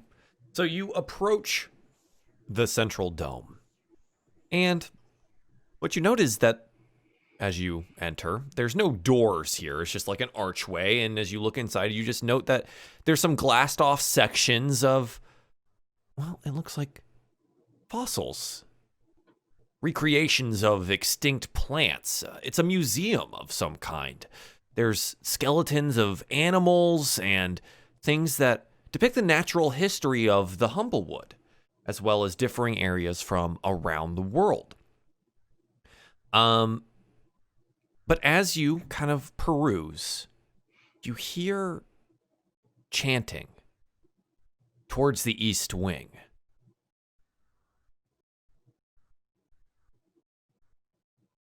You guys hear that? Yeah, that doesn't sound good. Does it sound like multiple voices chanting, or? Roll me a perception check real quick. Mm-hmm. An 18. It seems that it's echoing in the kind of domed structure that these wings are, but it seems to just be one. It sounds like. Looks like everything's in the correct place right now, so screw it. We're going to leave it, and I'm not going to touch OBS at all. Thanks for your patience. I appreciate that. Wow, that's annoying. Okay. The detect magic was detected. Some plants have been magically conjured here in this museum area. There's some chanting going on in the eastern wing. I think that gets us back up to date here. There is undead in a mile radius of you. What would you like to do? I think Lucky just said something along the lines of, if there's not magic we're detecting now, should we stop them before they finish in case they try to make something magic happen? Yeah, I think that's a good play. All right, let's go ahead. Head toward the sound. Yeah, so you head towards the eastern wing. And as you approach it, going down this hallway, you see a shadow moving in the distance and hear the sound of sharp footfalls on the smooth stone floor. And then suddenly, 2 enormous elk skeletons, flashing, crackling with dark energy, burst from the glass confines of the museum and encircle your party. I will drag you to the map. Well, that's the monster outside figuring. That's probably what I saw. And chat, fingers crossed we don't crash OBS so you can look at the map. Okay, good. Step 1 complete. It looks like we've got map access. Oh, sister. Dear Lord, please hold up. I would like you guys to roll me some initiative, please. Oh, those are large. Yeah, they're big boys. So they're kind of like straddling this broken glass wall that they've just stepped over from either side here. I've kind of just placed your tokens as you were. If you guys want to rearrange them as you were running into the eastern side, go ahead and do so. But these are just as they were placed when I built the map. So, and let me go ahead and get... We entered from the right side, essentially? The bottom. Let's say the bottom. Mm-hmm. And I need these guys. Sorry, I forgot to click my token again. I'm really bad at following directions. Unbelievable. What was your number? 6. 6. Oh boy. Very good. Very good roll. Lucky with a 6. One of the skellies. Wow, it didn't change their name to what they actually are. They're not Minotaur skeletons. They are indeed elk skeletons. Don't worry. It seems that one of these elk skeletons, lucky them, gets to proceed first. Let me move that down so chat can see that. All right. It is the one closest to the top here. It is going to take a big lumbering, crashing step forward.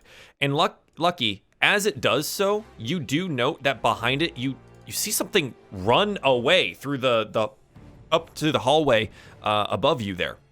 It looks somewhat like a Corvum draped in robes and runs away.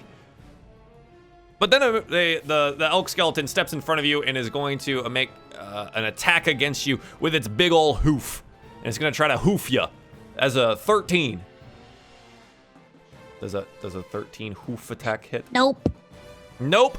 So it misses. Woof. Dang. Eli, what would you like to do?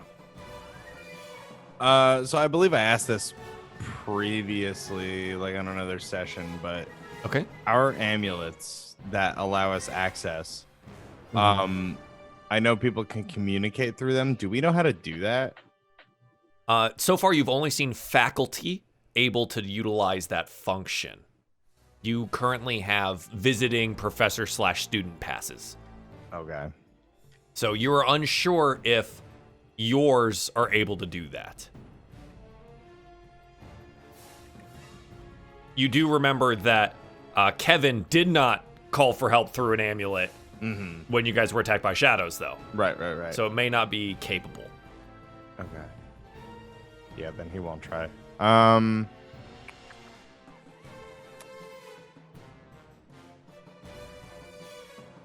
Let's go with then. He's going to not No, I said not thaumaturgy. He's gonna scream real loud. He is going to cast as the. Oh, I'm sorry, I don't know what's happening right now. Oh, I guess that would do Spiritual weapon, right? Yeah. I forget that it just casts as an attack roll. Correct. Okay. Yeah. Yeah, that confused me for a second. Yeah, so he's gonna fire the spiritual weapon out and swing just directly at the elk skeleton that's in front of him as his bonus action, as he sort of like moves around it to hopefully. I have placed your token there. Thank you. Yeah, I think he's gonna. A 23 absolutely hits, by the way. So go ahead and roll me some damage for the rapier. Just fire it right in front of him there. Boop. It's 11 force. 11 force damage. Yeah, you watch as it crunches through like the elk rib cage and breaks off a couple of the pieces of bone there as they clatter to the ground. Very well struck, my friend. Yeah. Okay, Eli, anything else that you would like? Oh, you have an action still. Yeah, and then seeing as we came geared, just in case, I am going to swang with the. That's an 8 with the blade of the wood. Yeah, I think you watch as it kind of scrapes off some of like kind of the other side of the rib cage or an arm or something like that. And you note that slashing and stabbing at this is going to be rather difficult. Oh, that's a good point. Okay. Noted. Eli's gonna chill there then. Okay. Pez Pingo, what would you like to do? Oh boy. I'm gonna look at Lucky and be like, oh, Lucky, you're really good at fighting forest creatures. These are elegant, beautiful forest creatures. You got this. Beautiful forest creatures. There they go. I'm just gonna give Lucky a bardic inspiration. Awesome. And then... All right. Lucky, you have a bardic inspiration for the next 10 minutes.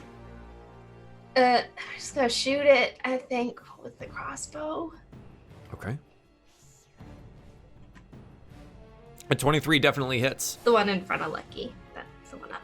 Yep, sure. You shoot, like, you almost brace it against Lucky's shoulder. They're right there, but you click, yep, and you shoot 5 piercing damage. You make the same realization that Eli does, that piercing this thing and slashing at this thing might not be doing as much damage as you think it is, but it does, like, crack and chip off some of the, like, shoulder bone of this elk. Got him for sure. It's going down in no time. That's Okay. it. So. Lucky, you feel bardically inspired. What would you like to do? Sweet. Okay, so correct me if I'm wrong. These are elk still, just necromantically risen skeletal elk, correct? Yes. So yes. they're on all fours, not just like me, right? Yes, correct. Okay, good. Lucky is going to try to standing leap to the back of this one, like try to climb up behind it, or try to climb up it to get onto its back. You would like to grapple it and end up on its back. Yes. I would like to explain what I would like Lucky to do. You tell me the efforts to which I need to do this effort. Absolutely. This is going to be a contested strength check because it's going to not want you up there. Cool. So roll me athletics to grapple this elk skeleton. Yes, I am going to use my bardic inspiration on this because I'm scared. So I haven't. So my athletics plus a d6 roll, Yes, correct? Okay, correct. cool. Mm-hmm. Sweet. So a 9 plus the bardic inspiration, which is a d6, is 4, 13. so 13 total. The elk skeleton rolls significantly lower than that. You're able to nimbly clamber up. Maybe like we get the very, it's a very Legolas thing when the elephants are on the field and he like swings around one of the trunks or the beautiful CG work that happened. Whee! Yeah, exactly. But you get that, like, you hook your arm against one of the large antlers and swing yourself up onto the back of it and grab it onto its weirdly sharpened bony spine, and you're holding onto some backsides of ribs. Okay, it's grappled.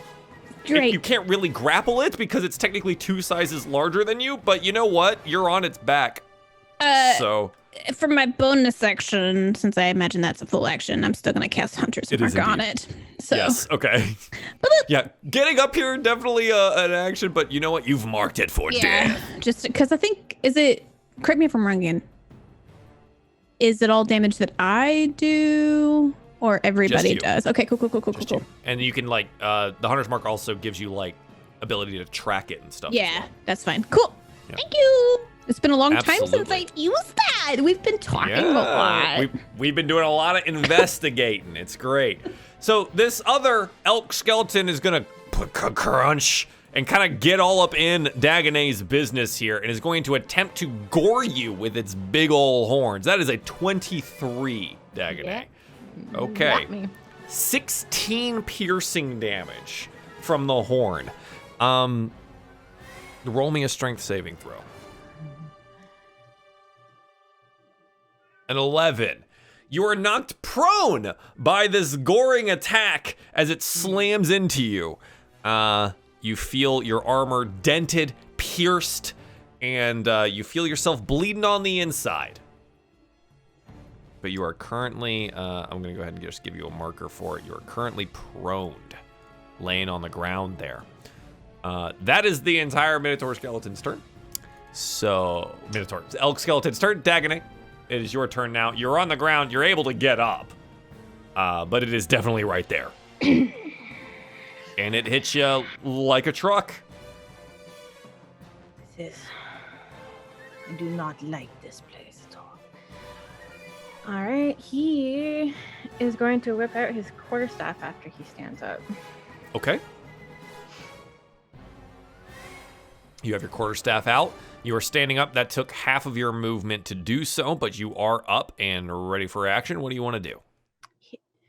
Since he stood up, I imagine he didn't have a shield right in front of him, so he's going to two-hand this thing. Hell yeah, go for it. A 10 is not enough to bash through the very strong bones of these elk. It seems that maybe they drank some milk at some point in time.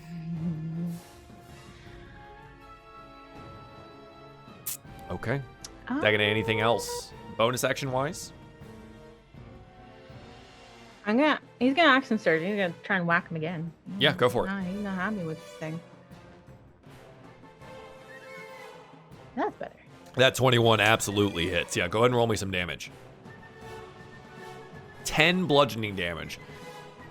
We will note for the audience and for the players themselves that this 10 bludgeoning damage seems like it does a lot more damage than you would have expected. And you powder through some of these rib cage bones in front of you as it rears up and tries to hoof you again and hit you with its horns. You deal it a devastating blow. Excellent. If it had lungs, it would roar at you, but they're skeletons, so. It makes a lot of clacking sounds. Yeah. That's what he does. He's just gonna stand his ground there, right there. All right. Yeah. Mm-hmm. Yeah, it's rare for something to roll high enough to actually hit you, but yeah, you're probably pretty good there. Okay, back at the top of the order here, I can't believe you're on top of this thing right now. It's difficult for this elk skeleton to do anything, but it's going to try and shove itself through this area here and get itself over at Pez. Lucky, you're along for the ride here, and it gets just close enough to reach out with a hoof. No, go ahead. Sorry, I'm reverting my tongue. Sorry. Okay. Speaking is a free action, so if you didn't want to say something. Oh, I'd ask a question, but I've solved my own question by reading. So perfect. 19 Pez. Does that hit? Yes. The hoof comes flying down, and it has the wrong damage listed here. So hang on, let me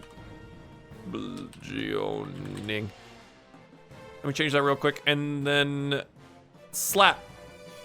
12 bludgeoning damage from one of these hooves. Pop. I'm not a threat. Just hanging It's very mad and has something on its back. It doesn't know what to do. But Eli, it is indeed your turn. What would you like to do? I think Eli, seeing Dagonet just absolutely freaking body this thing with bludgeoning damage, and assessing the lack of effect from his blade. Maybe if I'm able to, would like to switch weapons if that doesn't take full action. No, you're good. Sure? I generally say like that kind of stuff is movement based, so you'd have a limitation on your move. Let's say you lose 10 feet or so, but this is kind of a tight area, so it doesn't really matter. Yeah, so I think he would sheath the blade and then try again with his old trusty mace that he hasn't used in a while. You whip out the mace. Yeah. You're gonna try to thunk. Yeah, 12. 12 is just enough to hit. Oh, good shit. Oh. 4 bludgeoning damage, but you do note that you powderize like the back hip of this thing, and it's kind of just like kind of clicking around now because of as much damage as you did. There you go. You do note that it is much more effective than the slicing and piercing that was happening previously. Also going to move the spiritual weapon just next to Pez to hopefully offer some sort of hang on. Hanging. Sorry, I just remembered. I can never remember if this is a concentration spell or not. I feel like it's not because that's super. Yep, it's not. That's it's not. Why it's super OP. Broken. Yep. This spell is amazing. He is going to, as a bonus action, instead of swing the weapon, I think he's going to shield the faith, Pez. Oh, big moves. Okay. Yep. So Pez, you feel enwrapped by these ribbons of magic, and you feel slightly more secure. Thanks. She's your not AC a is threat. up, your AC is up by 2 now.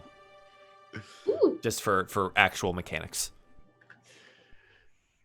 As long as Eli concentrates on it, Yes. your AC is up by 2. All right, Eli, that is bonus action. Do you want to do anything else turn. here? Nope. Excellent. Pez, you feel a little bit more secure. What would you like to do? So my parrying sword has +2 to AC.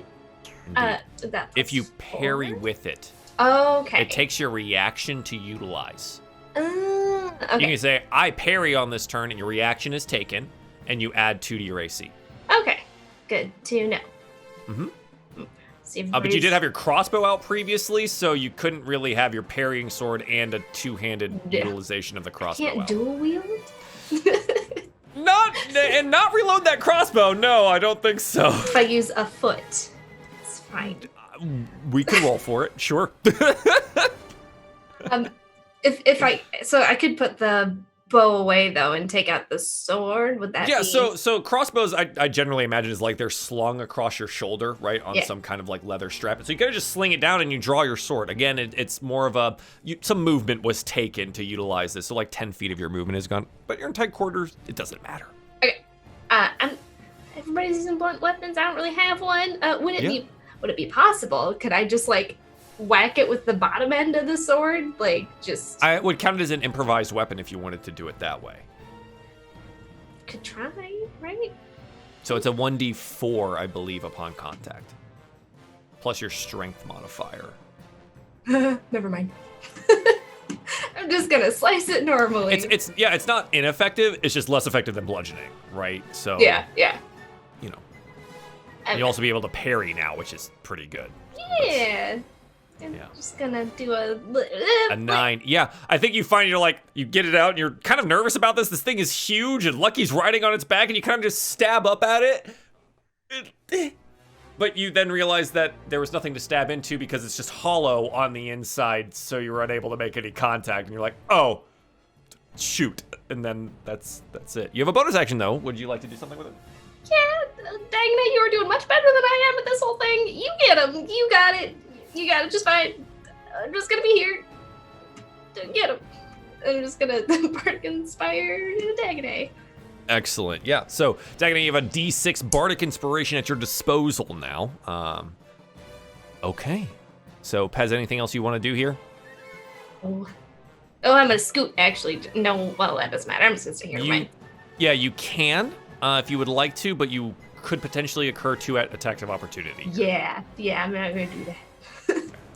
Lucky, you're on the back of one of these elks. What do you want to do with this? Lucky takes out his rapier. I imagine he would probably already have it equipped because he didn't have his bow equipped. Sure. Either way, and he's going to attempt to like either chop or stick it in between the bones of this thing's neck. Because clearly, I mean, I know it's got hooves, but for me, the antlers seem like they're pretty dangerous. You know, like try and remove the head of this skeleton. Yeah. This is a very specialized move. Roll to attack. Okay. If you're high enough, Okay. we'll see if you can wedge it into like a piece of the spine to get a little leverage out of it. Got it. Okay. Ooh. Oh, that's bad. 25. 25! Yeah, sure. You know what? Sweet. That's super high. Very much higher than the natural armor of these skeletons. You're standing on its back, Yeah. and you stab downwards into the joint of one of the head here. Sweet. Let's see how much damage you're able to do with it, and maybe you pop the head off. All right. So I gotta do this plus this. And then it's +2 because of dueling. Holy, okay. Sure. You know what? That's 16 points of damage, which is pretty substantial to the spinal, like, just the spine connection up to the head. Lucky as a character is like, no head, no problem. Leslie as a character just wants to see this elk run around without a head. You put it in there, and the damage doesn't come from the strike. This is literally just a piece of pointy metal against a bone creature resurrected from the dead. But you know what? You get yourself a little bit of leverage there, and the rapier bends, and it just bends, and all of a sudden it goes, and the head just pops off, clatters to the floor, and just... And again, if these things could roar if they had lungs, it would do so, but it can't. So it just kind of like does that teeth chattering thing on the ground, and it's like all along the ground. But the head is now on the floor. You have successfully stopped it from goring anything this round, which is great. Lucky just cheers. Awesome! Hell yeah! I am totally down for this. Wonderful. And you know what? It's a pretty significant blow at 16 damage. Yes. Excellent. Lucky, anything else you want to do? No, Lucky's got his Decapitate mount my ready. skeletons, why if not? only I could tame undead. Let's go. No, that's all for now. I love it. Excellent. The one with the head still, this elk skeleton, lashes out with its hoof against Dagonet here. It seems pretty locked in combat. It rolls a natural 1, does not contact, and it maybe stumbles a little bit, noticing now that its shoulder is a little bit crumpled in the area that was beaten on by Dagonet. It kind of stumbles. But yeah, it's unable to make contact. Dagonet, you see an opening here. Absolutely. What would you like to do? Oh, yeah, he sees a good opening right now. Perfect. Get after it. I'm gonna swing. Swing at him. 21 absolutely hits with the quarterstaff. Yeah, Yeah, 11 bludgeoning damage, and you note that the other shoulder is obliterated. That is so much bludgeoning damage to these stupid skeletons. And, it's kind of like hobbling like three-leggedly, right? Only one shoulder is still functioning right now. So it's gonna find it very difficult to hoof you again. Let me put it that way. It's not gonna be able to rear up and hit you or anything like that. But yeah, that is,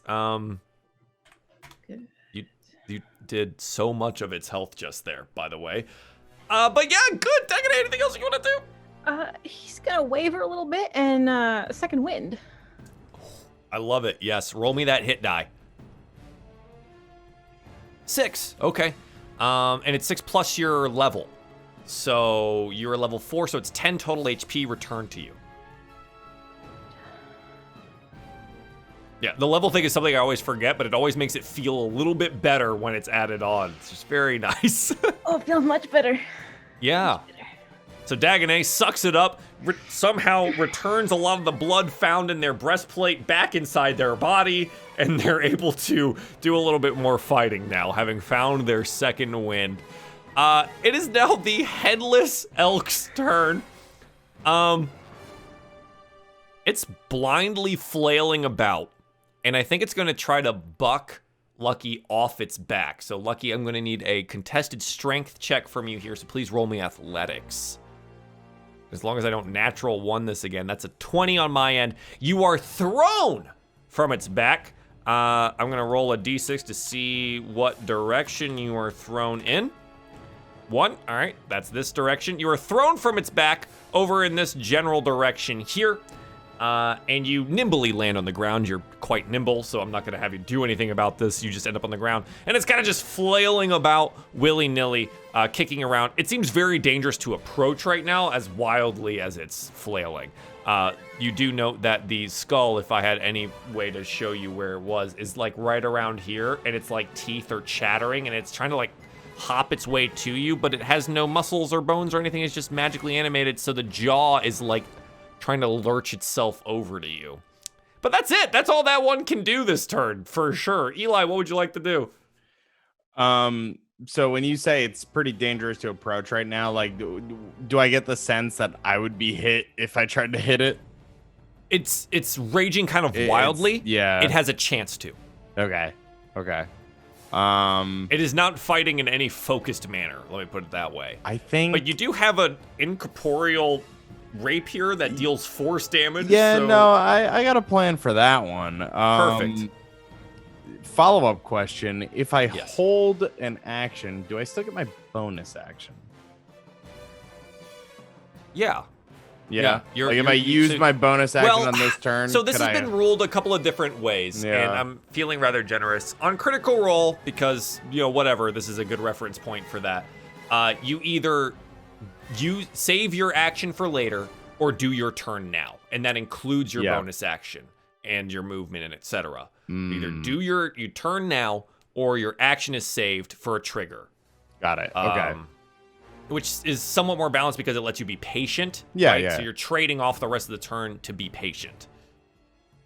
Okay, fair enough. So I couldn't do something with my bonus action and then still have an action held. You could bonus action and then just do your action. Like I said, it has a chance to hit you. It's headless right now. Yeah. So, I think then just maybe for flavor, Eli will kind of like guard himself against it, and I would hold a hit if it got close enough, but I'm not, obviously.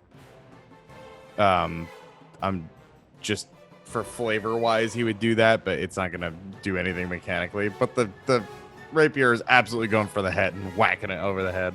Oh, the head? Yeah, sure. Yeah. You just want to hit the head. That thing is the epicenter, baby. That's Eli thinks what Lucky thinks. It has well, you know what? You have advantage here because it's literally just on the ground. Yeah? It doesn't move very much. It doesn't have a dexterity score when it's not attached to the body.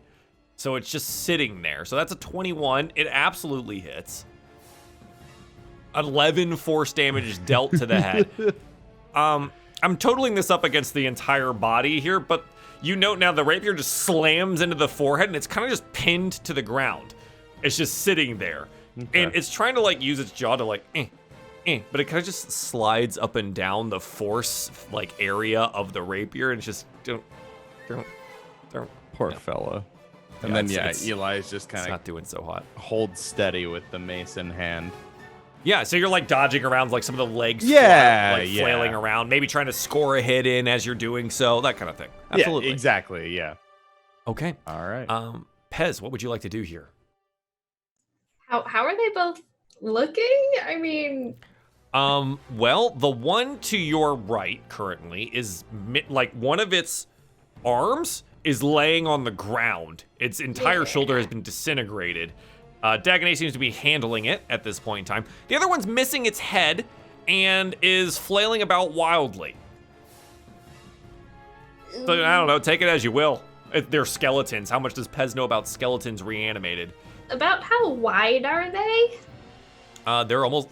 So, large creatures are like 10 by 10, right? They take up 10 by 10 space, but like it's gonna be like the size of a horse. Right, so they're about as far across as a horse would be, and then lengthwise about as long as a horse would be. So, I don't know, 8 feet long and like 3 or 4 feet across. It's maybe generous for the bulk. If you include the antlers, much larger, right? Yeah. You know, like almost 8 feet.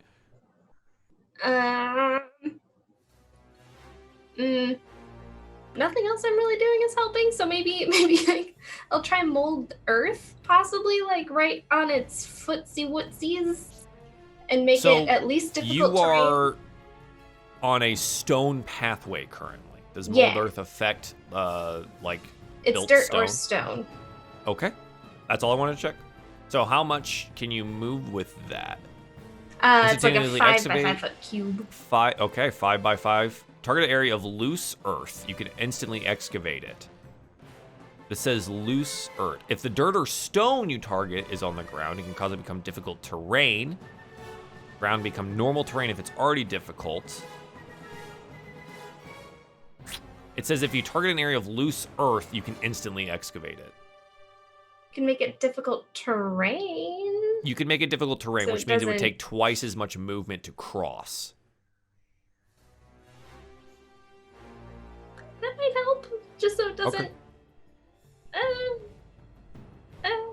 I'm just letting you know, as worded, this is not going to let you build a hole where the stone is. Yeah. Next level up, I'm taking some attack spells or something. Got like a dagger and stabby stuff. You know, if you spend enough time here, you can switch some of your spells out if you go to class here at the Avium. Oh, maybe I'll have to do that. I'll become like a half bard, half barbarian or something. It'll be great. I'm just gonna hold my sword out and hope he steps into it. Just like Roll me an kicks it. attack. That's what we'll roll do. me an attack. 20? Yeah, it hits. Absolutely. Go ahead and roll me damage. 5 piercing damage. Yeah. You note that like you chip off some of the bones somewhere, and it seems to have affected its stability as a skeleton. Told you I'm not a threat.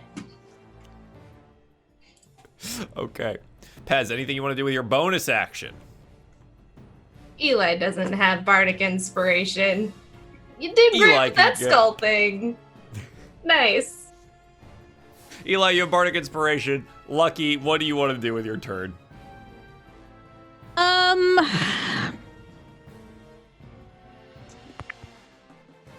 Ooh, it's really tough. So I'm next to the head, technically right next to my feet, correct? That Eli has now put the spiritual weapon into its face hole. Yep. Okay. Lucky's just literally gonna like bring his sword, his rapier down, just try to clabber it even further. Like Yeah, you're just gonna hit almost the like head. almost like a lumberjack like style chop, just like try to get it. Yeah, No- as much as you can with like a bendy-ish piece of metal. yeah, right? it's standing still. Like why not? You know. Yeah, you have advantage. Go ahead and roll to attack. Let's go. Boop. 23. 23 definitely hits. You're gonna try Um, to poke some more at the thing here and hit it over the head. 13 more piercing damage to this. The skull itself is looking real rough. Oh, and the 3 and plus by 2. rough, I mean you crack it wide open and it dies. He's like Knowing yeah. exactly where to strike it with your rapier in the skull area that you popped off earlier. I still can't believe that worked out. It crumples to the ground. So the skull like kind of cracks open and moves to halves and like is just held up by the antlers on the ground right now. But the rest of the skeleton is like Eli's like dodging these wildly flailing hooves, just like just xylophones itself to the ground in a very Bugs Bunny cartoon fashion and lies still. There is still the other one up, but this one has been dispatched. Okay, Lucky is speech is free action, correct? Yes. Okay. Lucky is going to essentially look at Eli and go, "Do you guys have that one?" And like pointing at the one that's the other one that is still there with smashed hip joints and stuff. Yeah. Go. Okay, yeah, he's gonna move his hunter's mark with the bonus action to the other one, even though I'm not gonna do any damage to it, but he thinks that's what's helping. Yeah, sure. We'll go ahead and mark it. And then he is literally gonna bolt after the guy that he saw running Yeah. to the next room. So they definitely have a lead on you here now, Yeah. right? I think we've been through maybe 5 or 6 rounds worth of combat. Yeah. So they're about half a minute to a little bit longer than that ahead of you, but you're able to run after them. Yeah, so Cool. Lucky, you would head in that general direction, and then basically you get pulled off map here, by the way. So that you're just off map now, but you're running in that direction. Okay, so you go do that, and you round a corner, and you see like the trailing end of some like purplish robes and this like black feathered creature as it leaps off the side of the dome. As far as this movement will go, its he's just wings. gonna try to like go to the window to look, and that's it. So Yeah, He's so you already watch as it used to that. spreads its wings and it glides around the backside of the tower, like the main tower. Is it purple robes, Corvum? Okay. All right. And that's Okay. This is the one that's still up. It's gonna try and oh god, so it's missing an arm. It's gonna try to gore Dagonet again. It's gonna lean down and just, but it doesn't. It's unable to. I think it like kind of collapses on its one remaining skeletal arm, and it's not looking super hot here. It's ready for the taking. Dagonet, it is your turn. Excellent. I am tired of these undead things. I'm going to take a swing with the quarterstaff.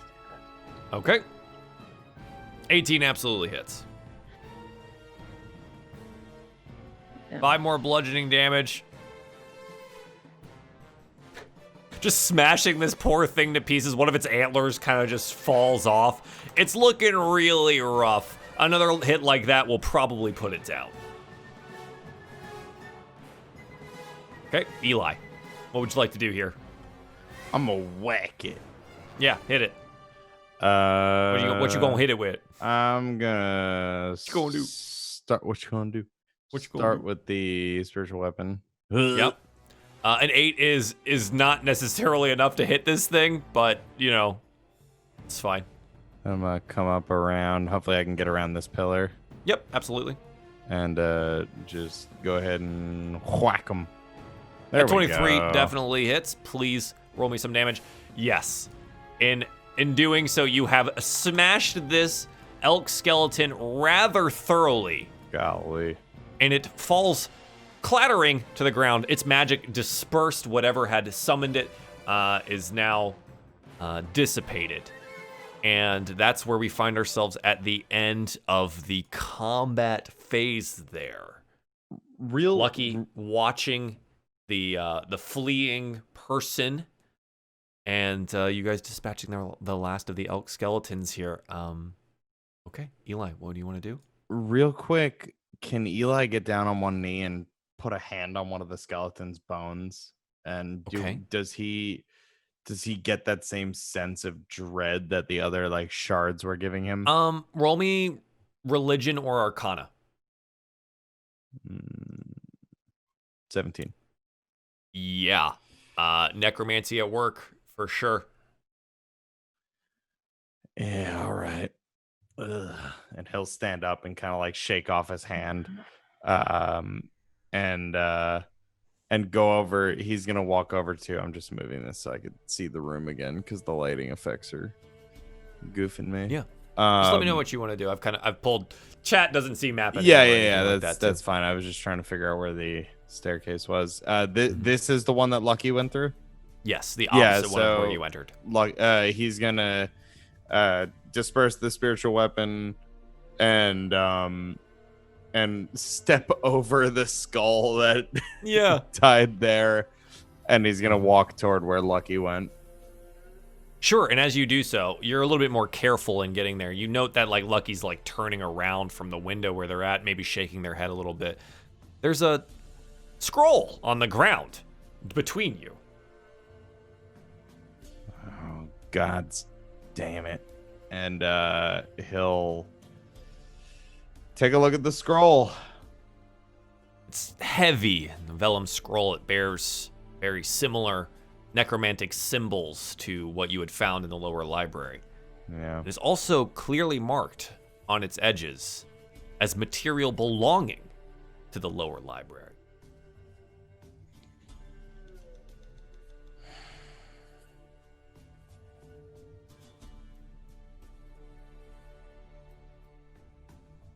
Anything look? It was a Korvam, and it was purplish robes. Couldn't tell gender or anything like that.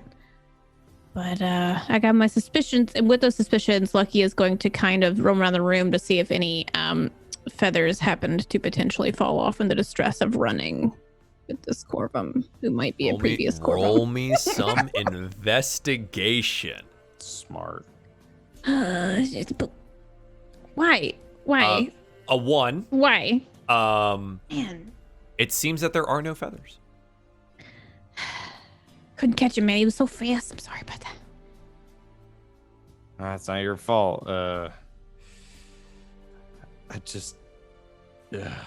He definitely flew. I feel like he kind of maybe. Did he see which way he kind of flew directionally out? Yeah, you watch them like fly because.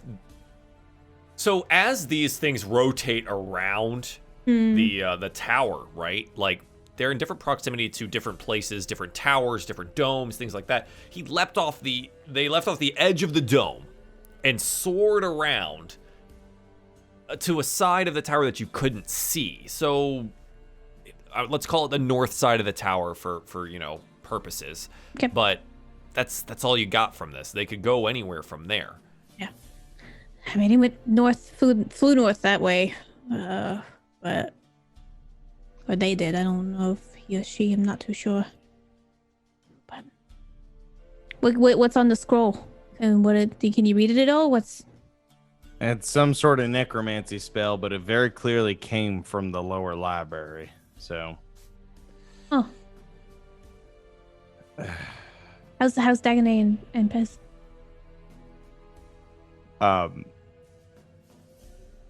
Eli just for a moment totally forgot that a battle had just taken place and rushes over to the other two and says, I'm so sorry. Are y'all all right? Well, it got me pretty good there, but I'm fine. That's fine. Yes. Do you think that was it? I mean, there were some bones outside. Are they all gonna come alive? What about the trees? I don't even know if that was the person that left us the note. I mean, if that was a trap. It feels trappish. It definitely feels like a trap, but it's a pretty shit trap. I mean, we dispatched them so easily. I mean, well, because the heroes of Alderheart, you know. Yeah, but as Dagonet bleeds profusely out of their breastplate in this giant hole in their plate. It's easy. They did hit pretty tough, but it was at least easier than the shadows. But okay, so look, you guys. It's in the belongs to the library. We were in the library last time. We were in the library when we discussed the missing pages. I don't know it. Whoever, if it wasn't a trap, then how did that person know that we were coming here? Yeah. I mean, it's late. There's nobody else who would just be here hanging out. Like, how quick would it take us to get back to Professor Ravine's quarters? You know where they were, right? Did he tell you where they were, Eli? I'm not going to try to say that I know who it is, or I think I know who it is, but he's the only Korvam I've seen, and he definitely had purplish robes. That's what I saw, by the way, you guys. Korvam, purple robes running. Sorry, I'm just a little winded now. All right. I imagine that his quarters are along with the other faculty. I know his office is down the hall from the dean's office. God, I don't know. I think we gotta move quick. Diary. Yeah.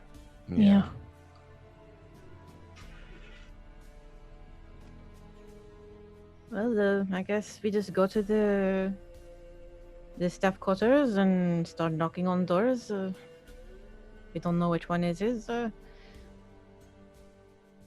or get one of the guards to tell us.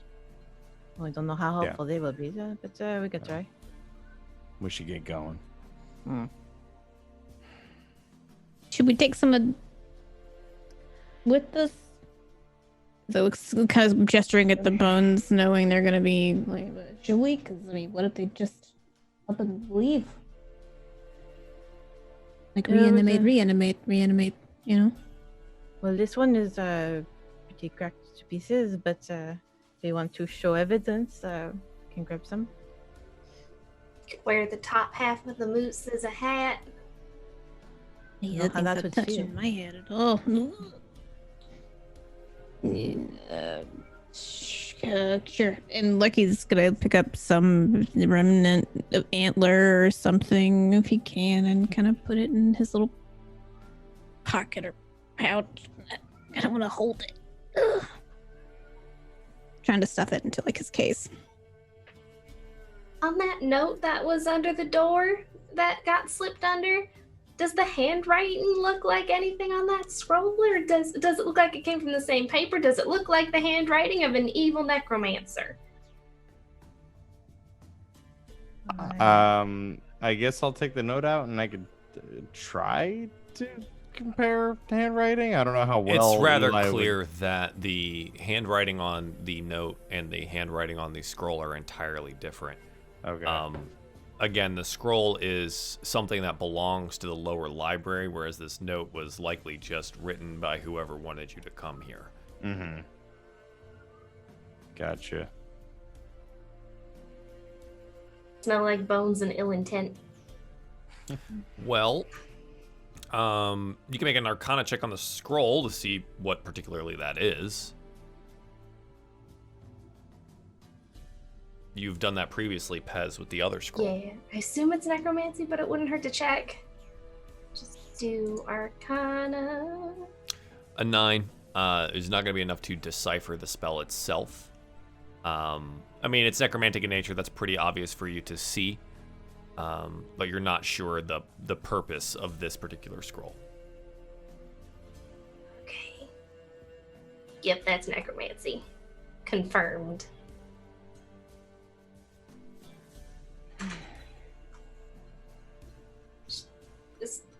What do we want? Do we just want to knock on some doors? Just no. Or should we You go do to the... note it is very late. I mean, should we wake up the dean?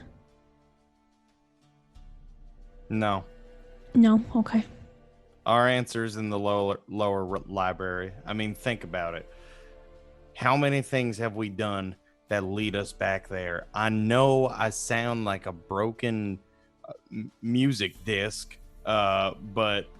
I mean, you're right. The servitors go down there. This is clearly from the lower library, you know? Yeah. Dean doesn't seem very helpful anyways, either way. So. I don't...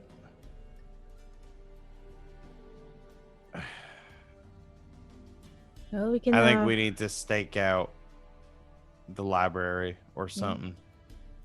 Maybe a bit of a rest first, and then. Yeah, but that's...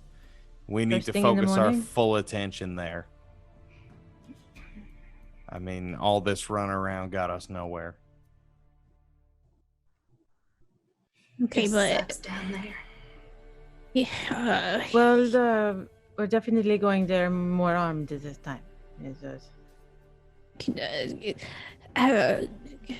Much as I want to, I think maybe we draw less attention to ourselves. I don't know. Well, the students don't seem to mind too much, really. It's the staff, the professors that are getting agitated about it. I don't want to agitate Mordain. I need to... I don't know. Oh, we just maybe wait till he leaves his desk to go catalog something. From what we know, he does it often.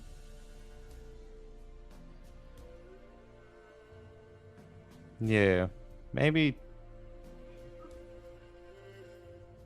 Lucky tell him when he catalogs. Man likes his cataloging. Yeah. I mean, See where he goes. I agree.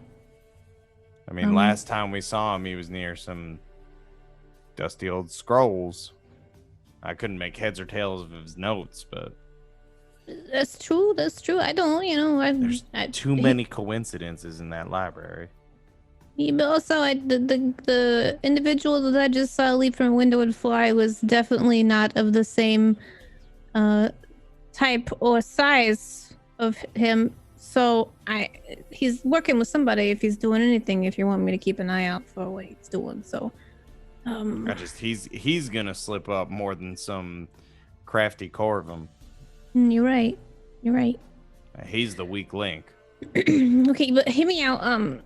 The one thing I'm kind of scared of right now is getting caught with, who's Dear Diary. Do we leave that here? Or do we take it with us? We're in the forest. Why don't you just bury it? Let's Or do we want it as evidence? You know what? Give me the bone and give me that diary. We found it here. We think the Corvum that was summoning these skeletons was maybe looking for some sort of inspiration in. So what you're saying is they were interested in trying out what she was writing about. Yeah. And it went wrong. Or right. That's true. But there we go. Problem solved. I mean, she's the only one who off could the hook. teach anybody about it here. So Exactly. Really, the only ones who would know that you were lying is the one who set us up here. Exactly. And they ain't going to come forward. Not if they're smart. I hate deceiving these folks, but you got to fight deception with deception. Yeah, they've done plenty of deception towards us, so yeah. This has gone on long enough. It's Mordain's hiding something. He's working with somebody. There's something in the lower library, and he's our key in. Divination professor is gonna know she has a crush on him. Do you suppose he divined it? call me paranoid, but do you feel like whoever knew where we were staying slipped us a note, got us down here to trick us, would know that we're gonna go back and sleep in our quarters? Should we find another space to stay tonight, just out of safety? I mean, I've got all my things on me. I don't need to go back for anything. Should we? I think we could probably just camp here. Do they know that we even survived this? I know I did, but maybe not you guys. Maybe we keep our presence in where they expect us to not be around. Like, I imagine this is pretty out of the way. We just need to be up early enough that if anybody shows up in the morning for museum maintenance, they don't think it's us, It's just breaking random we're things. keeping watch. We have to. Yeah. I mean, as far as I'm concerned, we are in wild territory. No, I agree with Eli, yeah. Right. I feel comfortable in the wood more than I do in the AV mini-wins, so it's great. Yeah. How tall is this? Is there enough space for the nest charm thing? The nest charm punctures through the dome. How tall is the nest charm? Isn't it 50 feet? It's 50 feet. It's 50 feet. Yeah, I don't know if it's big enough for the nest charm. I'm gonna be honest. It fits right in. It's plants. It's trees. It's flat topped and weird. It's different. It's a not lot of the trees weird. here do not exceed 50 feet. These trees are weak. Well, what is wrong right here? It can have a little defensive position inside here, not out in the open in the treetops.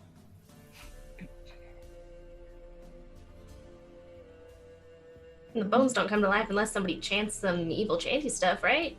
Nobody's getting past us. Exactly. Yeah, they would need another one of those scrolls. I definitely think we just do rotate watch like we do when we're keeping an eye out for anything outside the avium. It's weird to say, you know. We're inside the avium, keeping watch out for what's could be threatening. That's so weird. Well, they didn't exactly do anything to earn our trust.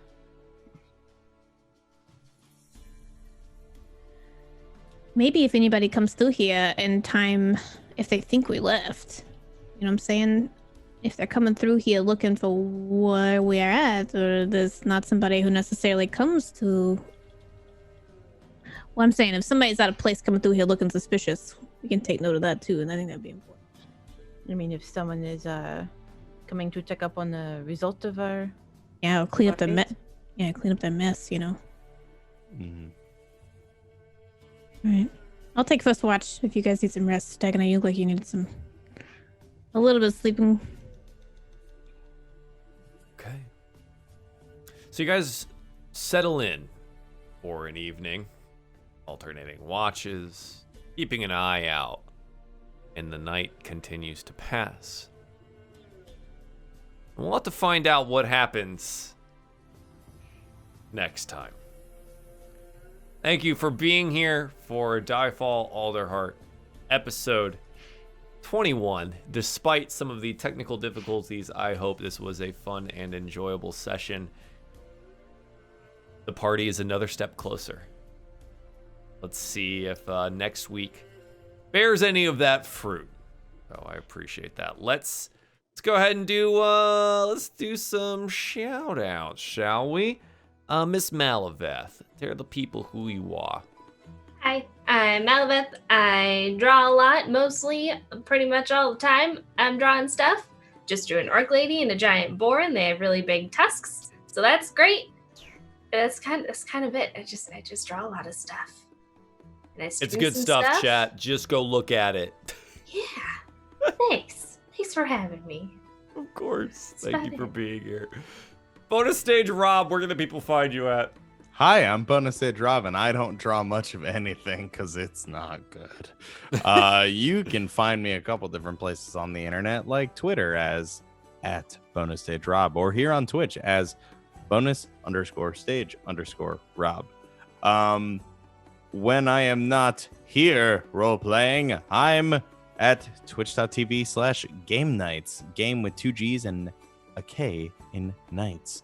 You can catch me there on Sundays at 4 p.m. Eastern playing a Monster of the Week campaign as Travis Kelly. He was a crooked, which is like a thief class, and now he's a spell slinger because he learned magic. Pew, pew, pew, and it's really good, and it hurts a lot because that system likes to hurt me so much.